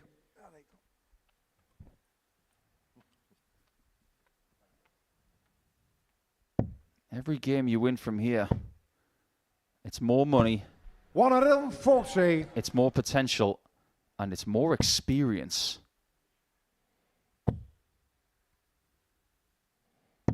$45. Thomas is someone who has graced the final match of a week. But he's been coming to this project since day dot. 49. Winning tonight would be his biggest achievement. That is unquestionable. 139. He's played on the Pro Tour as an alternate player from the Challenge Tour. He's beaten some good players. But being a winner of something trumps everything. 140. And in order to win tonight, he might have to win the last 2 legs of this contest because Manby was so much better at the start of leg 5. 83. Chaluka 32. Charlie Manby now with a 13, potential 14 darter, and he gets it. Manby. 96 average. After missing 5 darts leg on the Marty to double, do first, scoring game on. power of note, and you understand that it's not in Martin's hands. 80. The only person to have multiple ton plus averages this week is this young man. He had the highest running average of anybody coming into Saturday night. We talked about ceiling of performance at the start of the show. He is raising the bar. After 41. 5 and a bit legs here, he's averaging 98. At no point tonight has anybody thrown this well. 100. And he does it with ease as well. It just seems like there's no drama in his game. Steps up and he's staying same pace. 60. And that's why it seemed like he was going to struggle against Adam. He just figured it out and continued. I just like 45. everything about him. It's what Getter Price has done on the Pro Tour. I don't like double start darts. He figured it out. He won the World Grand Prix. I don't like the Worlds. Still made the 95. semi-finals. That Premier League, it's pesky. He's made the playoffs twice. Learn. Survive. Evolve. 60.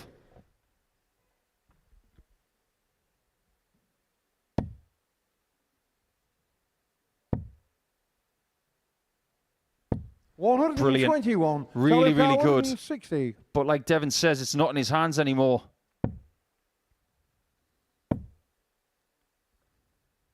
It is for now. 60. Martin Carr 104. He found a 135 earlier tonight. Can he find a 104?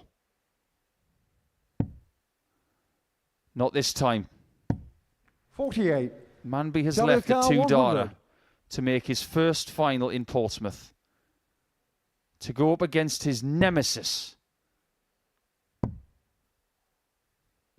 40. That Martin is a Carr, slip. 56. Let's see if it makes any difference. Thomas wants to take us the distance. Double 10. It's Game right shot there. six-leg Martin Thomas. And it's a one-leg shootout to see who faces against Adam Gawlas Seventh tonight final in the leg, Charlie final. through first. Game Believe it on. or not, this is the first 4-3 scoreline since the first game of the night when Neil Duff took out Ronan McDonagh. They've both been eliminated since then, and Manby switches back on immediately. That is what we're saying. Scoring power.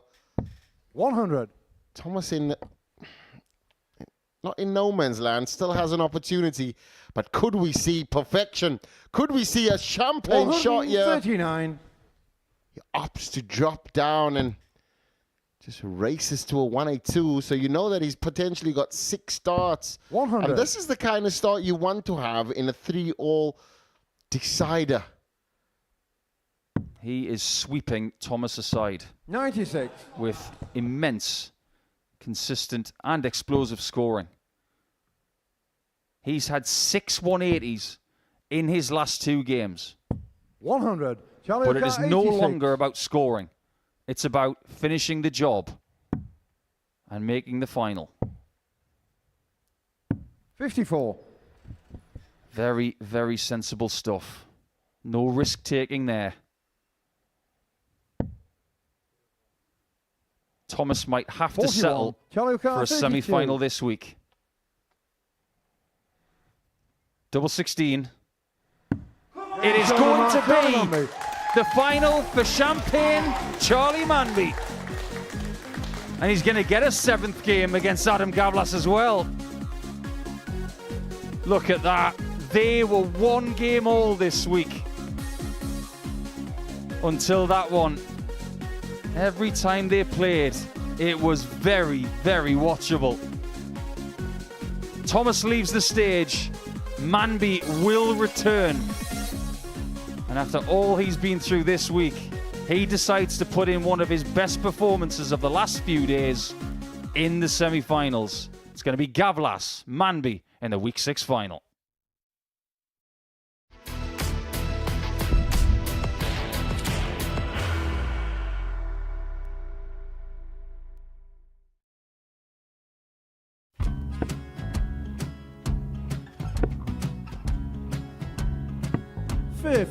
Charlie McGuire 164.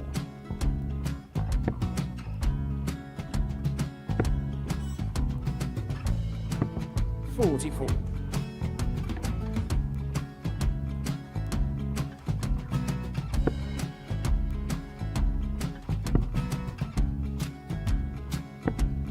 32. Charlie require 120.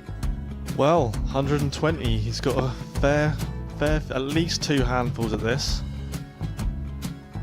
Just needs to stay 60. there. That's a good shot. Halves his score. Leaves himself on the 2 data.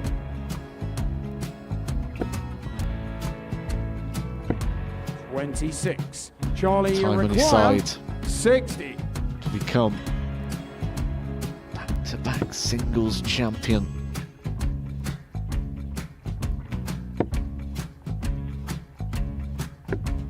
$40. Definitely a couple of nerves in those last 2 darts. But he'll be coming back. The moment he's been in before this situation. Standing at the back of the stage, Charlie approaching the required hockey with a 20. chance to win the title.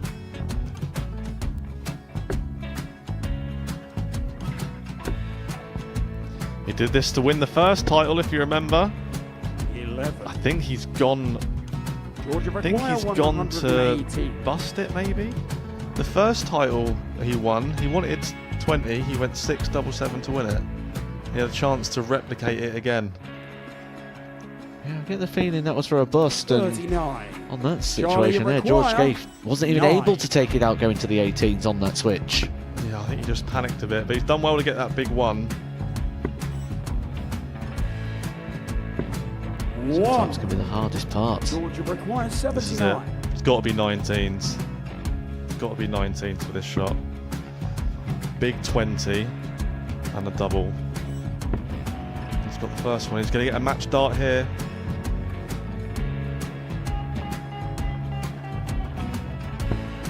$59.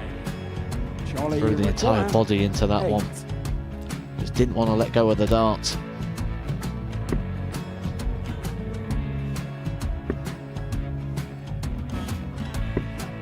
No score. He's given George a chance. Georgia require 20. I think George has been quite good on double 10 today. So many opportunities for Charlie Murphy. Go Couldn't get the job Got done. out the match. And the Red Dragon George Modus Skate. Super Series Influencers Champion, George Skate.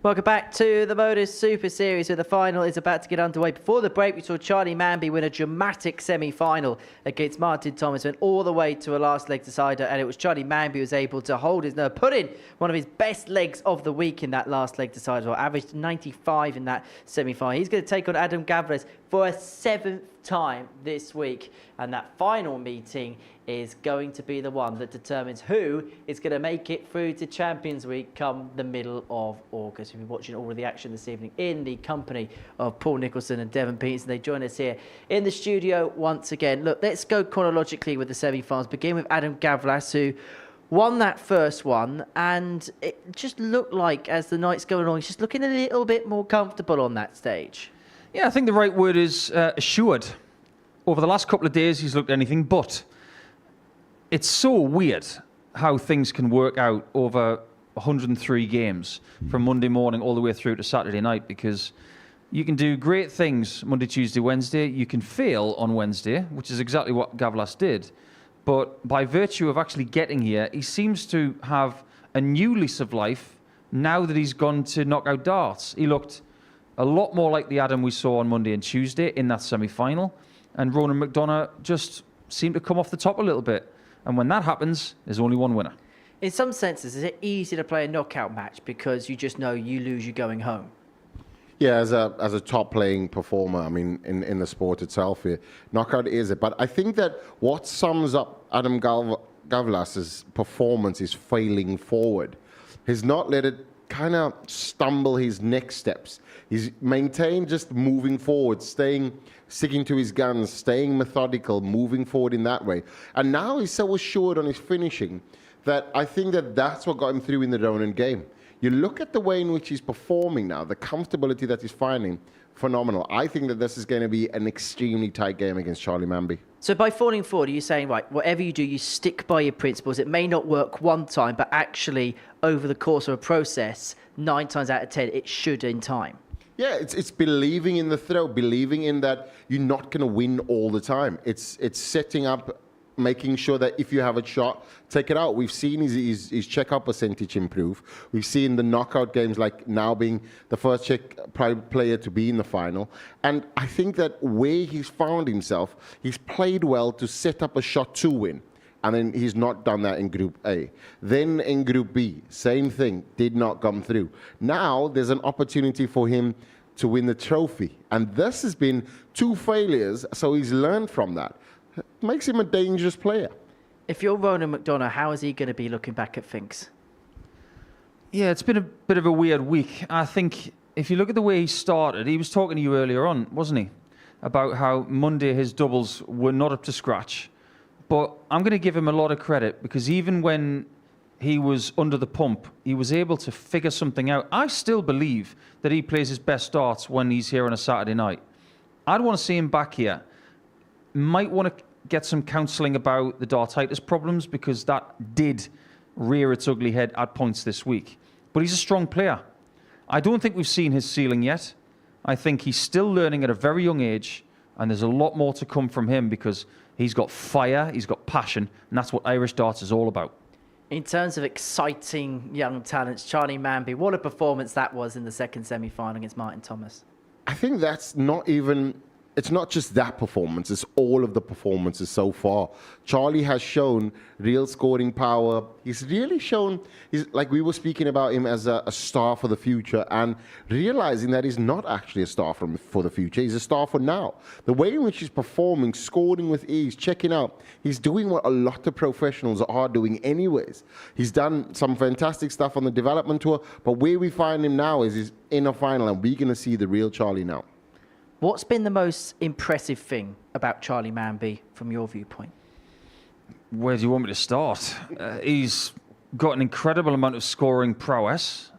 I think he's got a lot of ton plus checkouts in his locker. He's got more than anybody this week. I think he's on 18 for the week now, and that's not normal. Especially when you hit a 170 on a Saturday night. That's a nice moment for him to cling to.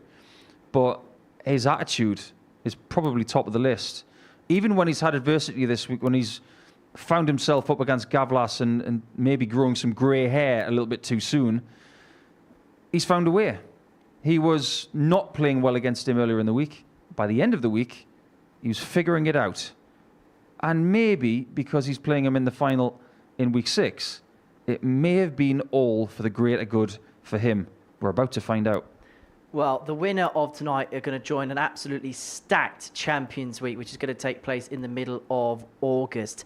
Jess Smith won the first week's worth of play. Scott Taylor, the former champion, is back. John O'Shea and Shane McGurk will be flying the flag of the Republic of Ireland. Of course, McGurk, the reigning WDF World Champion, and Andy Hamilton won his way through last week. And you just get the sense, Devon, whoever's going to win this final is going to be another big name added to what looks like already a stacked Champions Week lineup. Yeah, I think the way in which the Modus Super Series that invites everybody that's coming through, qualifying through the ADC, all of these things, they're getting it right. The entertainment quality and value, you're getting the very best that's not on the Pro Tour, which is fantastic to see. And obviously, the exposure that the players are getting as well is second to none. So, yeah, I think everybody grabbing their spots. Tonight's going to be as exciting encounter between these two players. Charlie Manby certainly wants to find himself in the Champions Week, and he'll be some player in that week. We'll talk a little bit more about that final in just a second, but we're going to break away from the Super Series action this week for now, because we're going to have a little bit of a pause in play next week, or at least from the main series action, because the 4th Women's Week is going to get underway here at the Live Lounge in Portsmouth, and there's an opportunity for somebody to lift a big trophy.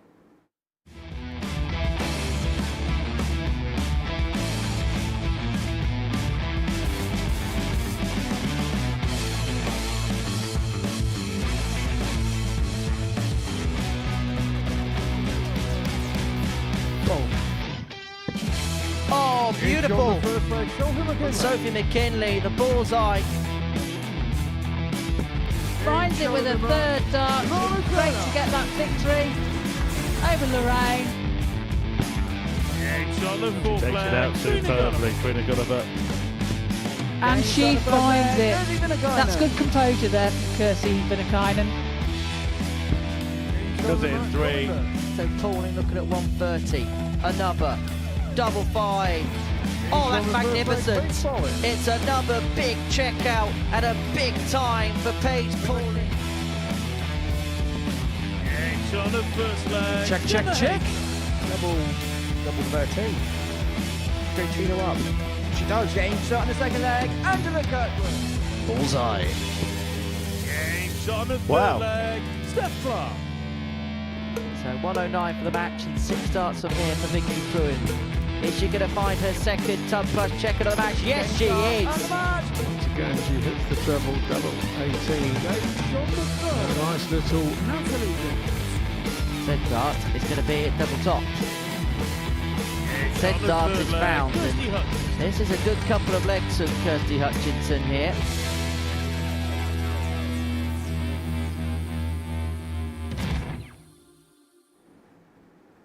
So Women's Week 4 is going to get underway on Monday morning. Kirsty Vinakainen, the only former champion in the field, looking for a second success here. Herself and Gemma Hayter, they're going to be playing at the World Match Play at the Winter Gardens come the end of July, so fantastic practice for them. Laura Turner has come in for Lorraine Winstanley, trading the commentary box for the big stage. We're also going to see Angela Kirkwood for the first time at a Women's Week in Group C. Paul, just a quick word on this particular tournament. Obviously for Kirsty and Gemma, it's a great prep for them ahead of the match play, but you probably look at this field and think there's such an opportunity for somebody to win something tangible in front of the cameras. Oh yeah, big time chance for someone. I'm excited to see Robin Byrne play. I always am. I think she's a fabulous player and has been for years. But you look at the former Sophie McKinley. She's finding herself in more finals in the last 6 months than ever. She's a young talent. She is burgeoning. But her winning next week wouldn't be a surprise anymore. If she'd won previously, you would have thought, big upset. Not anymore. Because we're starting to see these girls turning into champions. So my pick for next week is going to be Sophie McKinley. But if we see Gemma or Kirsty win on Saturday night, it wouldn't be a surprise. The action gets underway Monday morning from 9:30, and of course it's live here on Pluto TV. But back to tonight's action, because the final is a couple of moments away between Adam Gawlas and Charlie Manby. Adam got there by getting the better Ronan McDonagh 4-1. Charlie Manby pipped Martin Thomas to the post in a last leg decider. We've mentioned it all evening, Devon. This is the 7th meeting now between the pair this week. They played each other on all 6 days worth of action. I suppose the early synopsis and one of the early chapters we were talking about this rivalry was maybe how Charlie would deal with the pace of Adam. We've seen already this evening that's not an issue at all. I think yesterday that was an issue, but he kind of just clicked, and then coming from 3-0 behind, we saw exactly what Charlie's game is like when his back is against the wall, when nothing is going for him, when his mind is discombobulated and everything is just moving in against him, and he's able to fight against that current and swim strongly. Tonight he came out put the demons aside, but I think that the difference now is Adam is also comfortable and he finds himself in a final, and a final has a funny way of changing results and just putting something in there that the players now have an opportunity to grasp at a trophy that they didn't have at the beginning of the evening. What do you think are going to be the key determining factors in this final? Well, you look at Adam this week, he's been the person who's had the most 180s, and he's got the best ratio of 180s per game. So I think it boils down to how many chances Charlie gets, because he's the best finisher. Neil Duff's gone, so we have to talk about who's the best finisher left. It's Charlie. So it's the scorer versus the finisher. We're about to find out how many chances Charlie gets. If he gets enough, he'll win. Interesting just seeing Adams on the stage on his own. Quick out to prep. I think he wants to just get the early nerves out. I think that early, just to settle, just to feel. The most important thing is in a final, you do what makes you feel comfortable. So if that's going to make him feel comfortable, I'll say do exactly that, because he wants to get their first darts out and make sure that he is ready for this final. He looks ready, he looks prepped, and I think that this could be an opportunity for him to take that platform and that next step. Very quickly, who do you think wins it? I've got to go with momentum. I've got to go with Charlie. I think he's figured out how to play Gawlas. As long as he gets those chances, I think he's got the fire to take him out.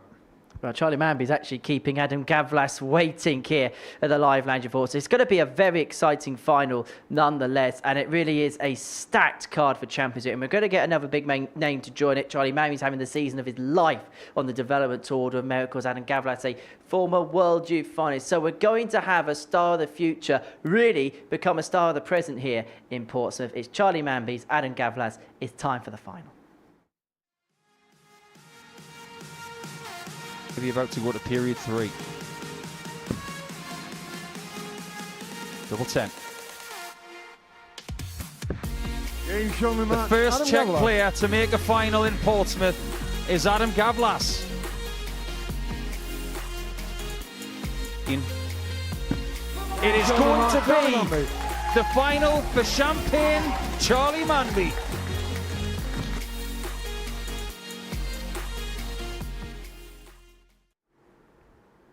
Well, that's what they're playing for, and a place in Champions Week. Charlie Manby up against Adam Gawlas to join what is already a stacked list of names into Champions Week in Series 11 in the middle of August.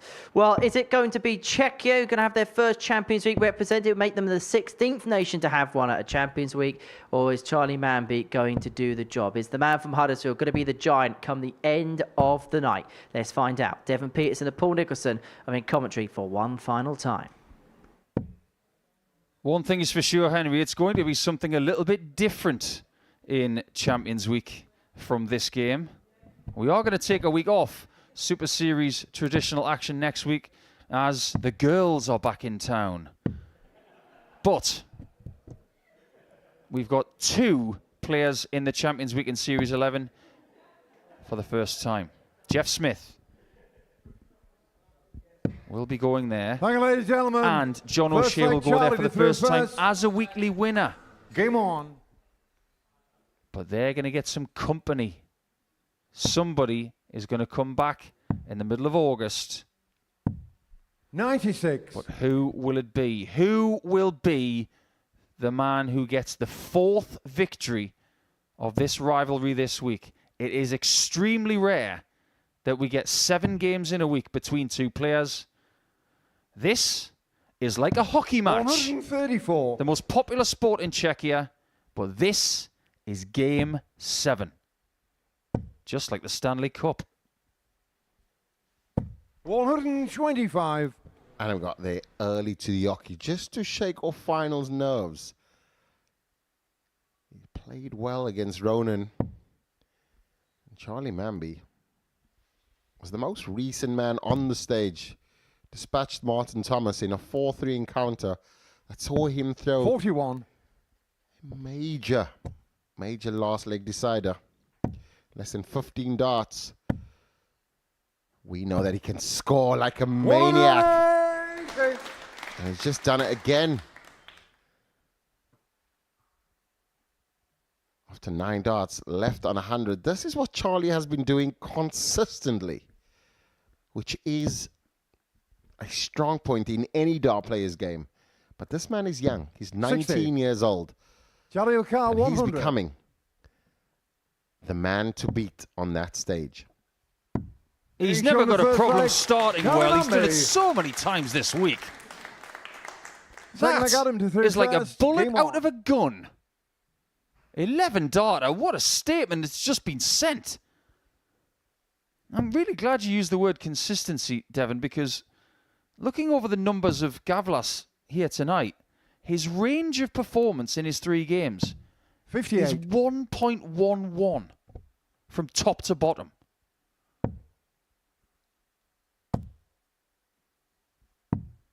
That is so 59. tight. But the problem with that is his highest average is 87. If Manby does what he does, he wins based on the behaviours that we have. He's attained a higher level tonight. We don't have to look too far back for it either. 174. 95 average in the semi-finals. But Gawlas does respond. And exactly like you said, 98. Manby does what he does. 95 gets him through. But the difference is... That was a good-looking fellow, wasn't it? He's a lovely-looking fella. It's the tank. It's Thomas. It's Martin Thomas. But I think exactly like you were saying, the key factor 141. there is both players are finishing in the 6th visit.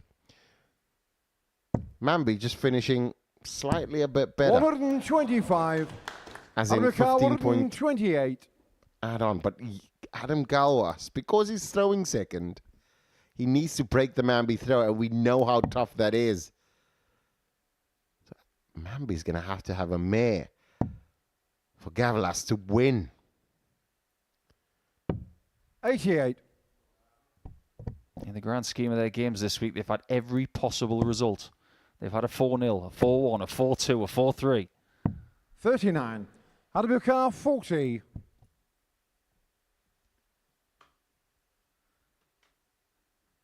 Double top has been one of Adam's better weapons. Game It show on the strikes second again. leg, Adam Gawlas. And that is the response to the 11 dart start from Manby. That's a 13. Third leg, Charlie to through first. Get your Game teeth on. into this, everyone. Is that the first time that Adam has taken a towel on the stage all week? I think he just got it outside. Somebody's given it to him, says, you look a bit shiny. He has been struggling with the heat at times this week. He's probably thinking to himself, why didn't I take that towel a little bit sooner? Is a refreshing feeling when you do. Can I just have that 140 towel across your brow? And I think that Manby will feel a bit of pressure simply because Adam Gawlas is not changing 100 anything in his throw, in his approach. There we see Ronan. Gawlas put him out to make the final. And that dart there is not going to benefit Gawlas at all. You want to find a treble 18 now. 42. Misfires, and there was an opportunity there to almost get ahead in the game. I think there are different pressures on these players. 100. Manby made the headlines earlier this year, averaging over 130 on the development tour. That made mainstream news. Because in the Dart Connect era, that hasn't happened. But Gawlas has had a great deal of headlines over the last 6 years. 96. So he's got the experience of playing on big stages. Like 5 times at the World Cup for his country. Played at the Palace, playing 80. against the Prince of Wales, Richie Burnett. So he knows a thing or two about playing someone on the stage who's a little bit different.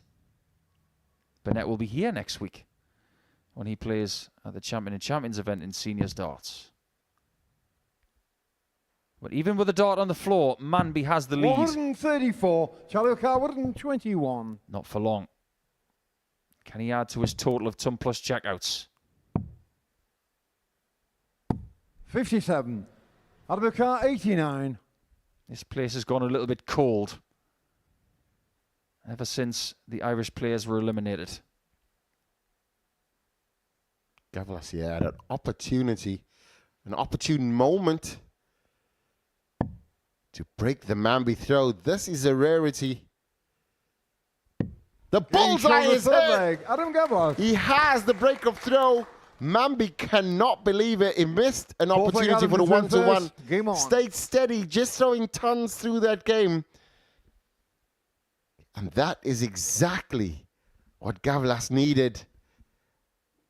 And now you know that the way in which Adam plays, you have 100% checkout for both players. The key stat there is Adam Gawlas has got 2. 59. I think the most important number on that screen is Charlie's 1. He's had 1 darted double in 3 legs. 140. This game is about chances. Manby has to go toe-to-toe with the scoring ability of Gawlas. If he can't, he won't win this final. Think about the players that got to the finals in this 66. series and just fell short. Danny Ayres had darts to win week 1, failed 100. to get 1 hit against Jeff Smith. Tom Cromwell, he was never really in that final. Scott Taylor was incredible. Brian Roman, he had a week, but it was John O'Shea's week. Kurt Parry fell to McGurk, who was sublime. And Carl Sneed last week fell to the hammer. 100. Unfortunately, someone is going to leave the stage without that medal. 95. Charlie Manby has only been hitting 1 treble for the last 6 throws, which is not like him. And you can tell he's now found the pattern. So he goes to the table, doesn't get too agitated, stays focused, But he's on a 166, and this could leave Adam Gawlas 134. in a perfect position. So you know that Manby can't make a mistake. He's finding that bottom of the wire. 60. Stays on that, Adam doesn't Carr, decide to move, and a 142. 142 checkout here will put Adam Gawlas in the lead and 1 point closer. That is something that Charlie needs to learn. He needs to move a little bit more. That 60 was blocked twice. He didn't get the message. He could have been on something a little bit easier than 106. 56. Charlie O'Carr, 106. This is a critical moment in the Week 6 final. This time he does move. 90. And the finest Adam of O'Carr, margins 86. denies him a 2-2 scoreline. Gawlas, 86. Is it bull? Is it double 16? Is it something else? We're about to find out. It is the bull again. 61. Charlie O'Carr, 16. That was astonishingly close. How close is this? Getting short Close of fourth enough. leg. Charlie Manby. 2-2, and we go to best of 3. Fifth leg, Some Charlie to people through first. are struggling with the heat. If you can't take the heat, stay on the Game floor. That was a phenomenal double 8. And we do know that his darts kicked to the right, so a lot of it would have 30. been blocked. But all he just done was he stayed online and on course. This is where it gets, the closer you get to the winning line. We've not seen Charlie Manby get to the winning line yet. We've seen him in the round robin. We've seen him in opportunist moments. 60. But this brings a different pressure.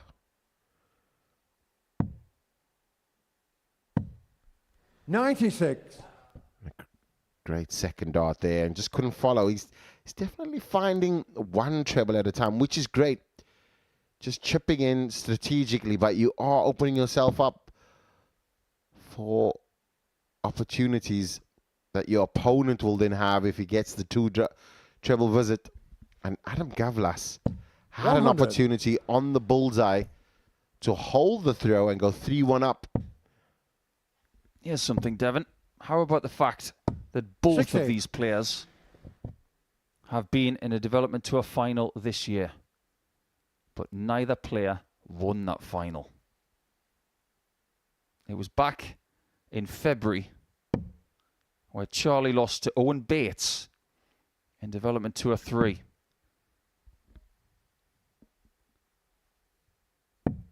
$93. A little bit later on in the season, Gawlas would lose in a final to Cam Crabtree. Only one of these guys can succeed 30. tonight. Someone is going to feel finals heartache again. But there's so much on the line. Imagine if you win the title, you go to Champions Week, what that could do for your season. If you win, everything changes. If you lose, there's nothing but emptiness. 140. Now, is the patience of Manby being tested here? The definition of patience is, do not be a 100. victim of your America, circumstances. 108. And I sincerely hope that Manby is not feeling like a victim to this slower final right now. He's not on a finish. Gawlas is. And it is for a break of throw. Double 16 this time. 76. Manby is going to have to fight back again, potentially. He's done it from 3-0 down. Why not from 3-2 down? 125. Maybe he might not have to. Charlie Manby had 230 visits in this game, which unlike him, the finals can do that to you. But Adam Gawlas knows his pace. Takes the sting out of the Charlie Manby throw. Has 3 clear at 32. To go 3-2 up, he needs double 8. 2 darts in hand. Is this an opportunity missed? 24. It is an opportunity missed by Adam Gawlas. 60. He's had so much time behind the hockey, and Charlie Manby can't believe his lack. Needs to make it count. He does make it count with a massive shout, massive relief. He understands he's only 1 point away now Six-leg Adam from through first. Game lifting the Modus Super Series trophy week 6. You can tell what it means to him.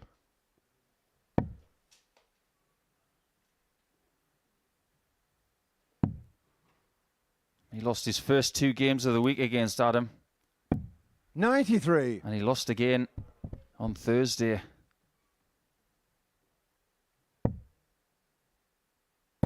But since then, Manby has seemed 60. to figure it out. He was out of that leg, but there was one visit. A 1-2-5 score that just kept him in the hunt. It put the pressure on Gawlas. He was not up to it. Missed many a dart at a 85. double. And Manby did what Gawlas couldn't. This is where you find out where you are as a 45. player. When you are mere points away from fingerprints on things like that.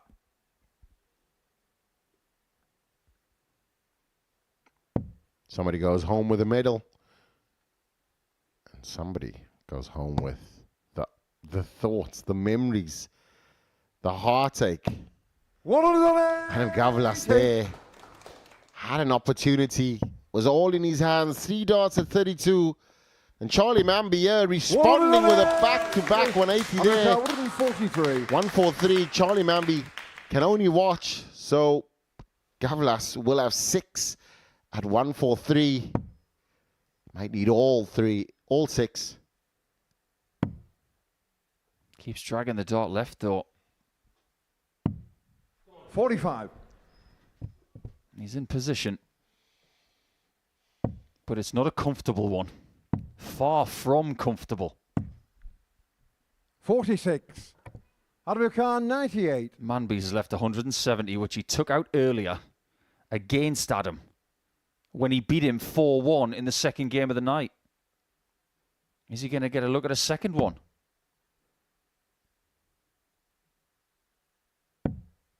Double 12 to take us to leg 7 in game 7.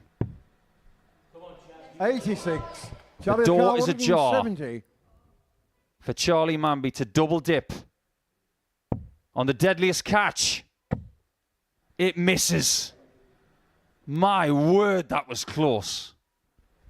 That could have been one of the biggest finishes in the history of this place. But Gawlas breathes again.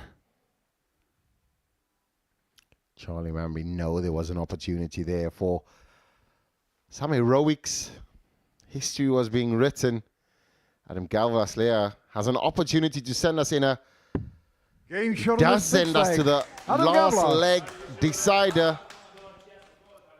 And this... 7th and final leg, Charlie to through first. Game on. Is a massive opportunity for both. Who grabs it with both hands and who lets it slip? Trying to figure out how to separate these guys this week. It's 3 games all. 100. Can't split them there. In last leg deciders against each other this week, it's 1-all. They have to be separated. And it's going to happen in the next 2 or 3 minutes. 60. How happy is Manby knowing that he won the bullseye in the practice room? He has the chance to serve this out. He won his semi-final 4-3 against Martin Thomas. 44.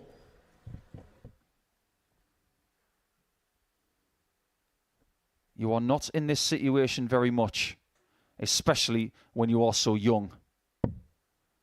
But the development tour and all of the other stuff they play, it all leads up to things like this. Can you succeed? 139. Great visit from Gawlas. He will use the 18s when he returns. He's going to have to.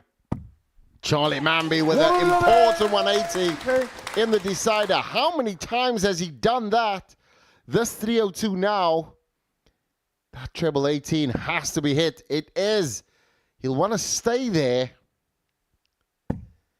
He'll stay there and make a 162, or he stays there for a 162. What a shot.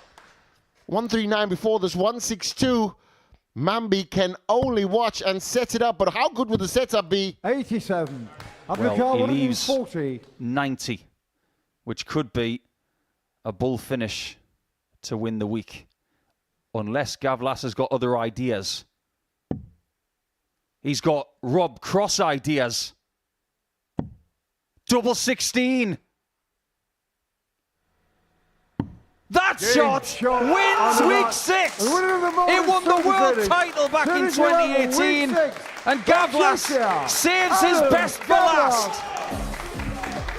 He's the first Czechia player to win a week in Portsmouth. And for the first time this week on the stage, he cracks a smile. What an ending to an unpredictable week. An unbelievable final. And Champagne Charlie Manby will be disconsolate at the fact that he put himself in position but wasn't given the chance to end the final. What a week that guy has had, and what a game it was. He brought his best brand of darts to that final, but 302 points with 5 treble 18s and a double 16 to finish the job. Sensational as Adam Gawlas joins Champions Week with the previous 5. He wins week 6 in the final by 4 legs to 3. Well, all week long, you could not separate them two players. It went all the way to a last leg decider. And Adam Gawlas with that 140 finish. And you got the sense he had to take it out because Manby was sat poised. He had an opportunity leg before Charlie with the 170. Got the one treble, couldn't get the second for a dart at the ball. What a final. What a week Adam Gawlas has had on debut. For Charlie Manby, you can understand the disappointment for him. He came so close yet so far to an appearance at Champions League for the first time in his Super Series career. But it's Adam Gawlas' night here on the South Coast. Let's crown him champion. Your MC, Paul Hinks. Well, ladies and gentlemen, what a week of darts we've had here in Portsmouth at the Modus Live Lounge. Fantastic week. We've had the heat, we've had the darts, we've had the players. We've had a great week. 12 players started the week. Unfortunately, there can only be one winner. Please put your hands together and welcome the Modus Super Series, Series 11, Week 6 champion from Czechia, Adam Gawlas.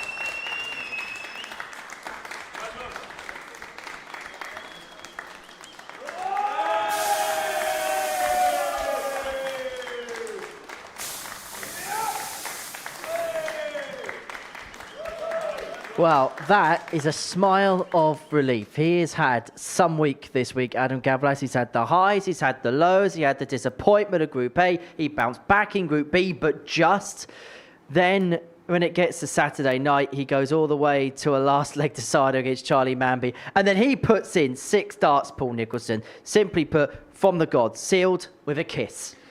Yeah, that's 3 times that number has come up in vital games in World Darts now. 302, 2018 World Final, won Rob Cross the title with the 5 treble 18s and double 16. Then in 2020 at the World Championship, it was Peter Wright with the 162, followed by 2 treble 20s and double 10.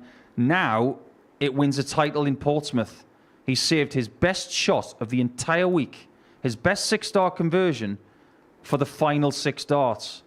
An incredible achievement, especially when you consider he wouldn't even be here tonight if Charlie Manby had not beaten Henry Coates in the last game of Group B.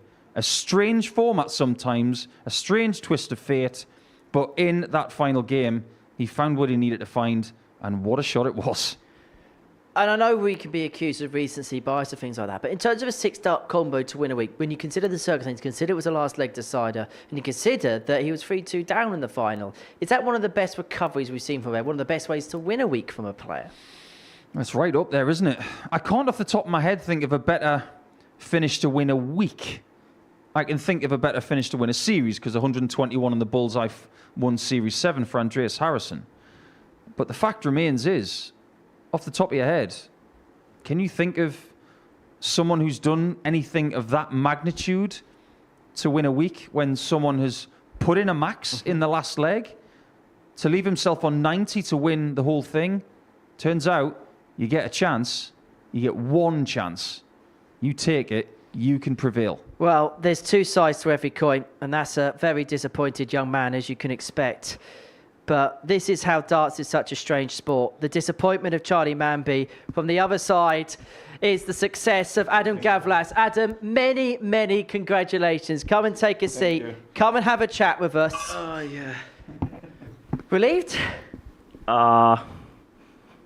Today the aircon is on, so I'm happy to have the interview now. You're in the coolest room in the building, but you're the coolest customer in the whole house. Last leg decider, 162, 140. That's got to be up there with some of the best. That's got to be up there, hasn't it, for you? Like in one Czech tournament, I beat Vita Sedlak, who plays at the Modus, and I beat him with 140 checkout when he was just sitting on the double. So, but like after 162, my confidence at the 888 was there. So, wow, I cannot believe it. To be honest, I cannot believe it. What I did tonight. Would you like to watch the 140 back? Yeah, Right. I would watch it like 20 or 30 times. Monitor just down there. Just talk us through it, dart by dart. There's just a beaming smile on your face. Double 16. You thinking, yeah, this is going. No, like all night I was nervous, so I was not thinking as you said, but at the end, just back on, I'm just like so happy. Yeah, I performed well first 2 days at the Group A. Then I just put too much pressure on myself, and now I'm just sitting here next to you, just like at the sometimes when you're losing, you're thinking you want to quit and just darts is horrible. But then it, like besides that, there are the winning moments. You're thinking you just want to be there. How tough has the journey been? Because I can imagine losing your tour card. There's a lot of things that you have to think about, a lot of conversation you've got to have. How tough has the road been to get yourself back into this position now? Well, like I would say, like the Pro Tour, like everyone playing for big money, but here, for my last 2 or 3 days, I was not thinking about the money. I was thinking about the experience what I can get from this tournament. To be honest, I didn't met this weekend a single person who was just mad at each other. So, wow, I will just rate this 10 out of the 10. Mm-hmm. And from me, it's just big, yeah, a big sentence to rate something 10 out of the 10. And if someone have the chance to play the Modus Super Series, I will recommend to just go there and enjoy the darts, because like the stage, everything is 100 more than, if that would be exist of more than 100%, it's just everything is perfect here. And you've just done our next PR campaign for us. Nico, just a few words on Adam and what he's achieved this week and what kind of competitor he could become Champions Week. I don't think the people who are through are going to be happy about the fact that Adam's won this week. They probably saw him losing 4 games on Friday night thinking, well, his confidence is going to be on the floor, and this dangerous Czech player, he's not going to win on Saturday night, so maybe we don't have to worry about him. Now they do. The thing is, when you see a shot like that, your confidence goes from here to here in a matter of a second. Now that he's done that, and he's got all positive memories going into his next match when he plays here in August, he's going to fancy it. Very quickly, because we haven't got too long left, how much now are you looking forward to Champions Week? And what you have done this evening is ensure that Czechia are the 16th different nation to be represented at a Champions Week. Oh yeah, now with the new work, I need to just tell my boss that I will have 1 week left from doing my job. So yeah, I'm just buzzing to get there. And well, everyone knows after you winning is just the moment you will never just forget. It just the words cannot describe this moment. Well, many, many congratulations this week, Adam. We shall see you in the middle of August. Many congratulations on winning. Nico, as ever, thank you so much for your company. Plenty coming up across Pluto TV. Coming up once we're done, it's the Women's Darts Challenge. It's the team event. This took place at the previous Women's Week. And it's going to be followed up with a tungsten talk. That's with the former Lakeside finalist, good friend of Nico's, Jess Smith. That's going to be tomorrow afternoon. And then Women's Week's going to get underway. That's going to be our next specials week, Monday morning from 9:30 a.m. live and exclusive here as ever on Pluto TV. And of course, it draws towards a crescendo on Saturday night when we'll be back here from 7:30 p.m. But we are now halfway through the series and we've got 6 blockbuster names in action. Adam Gawlas, the latest name through. Check him out come Champions Week. We shall see you Monday morning for Women's Week. For all of us here, take care. Bye-bye for now.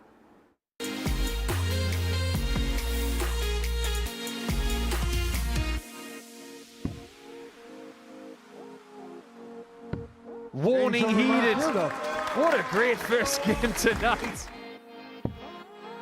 It could be deadly. Ball. Bingo!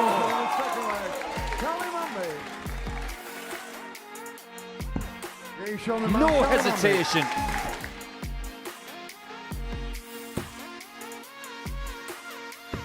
He doesn't need any more because Ronan McDonagh is the first person into the semi-finals. If this goes in, he qualifies for the semis. Can you, Adam and Edith? Oh my word, what a shot that is from Thomas to the 5th weekly title. Double 10. Neil Duff has been eliminated. It's not going to be Kieran Teehan.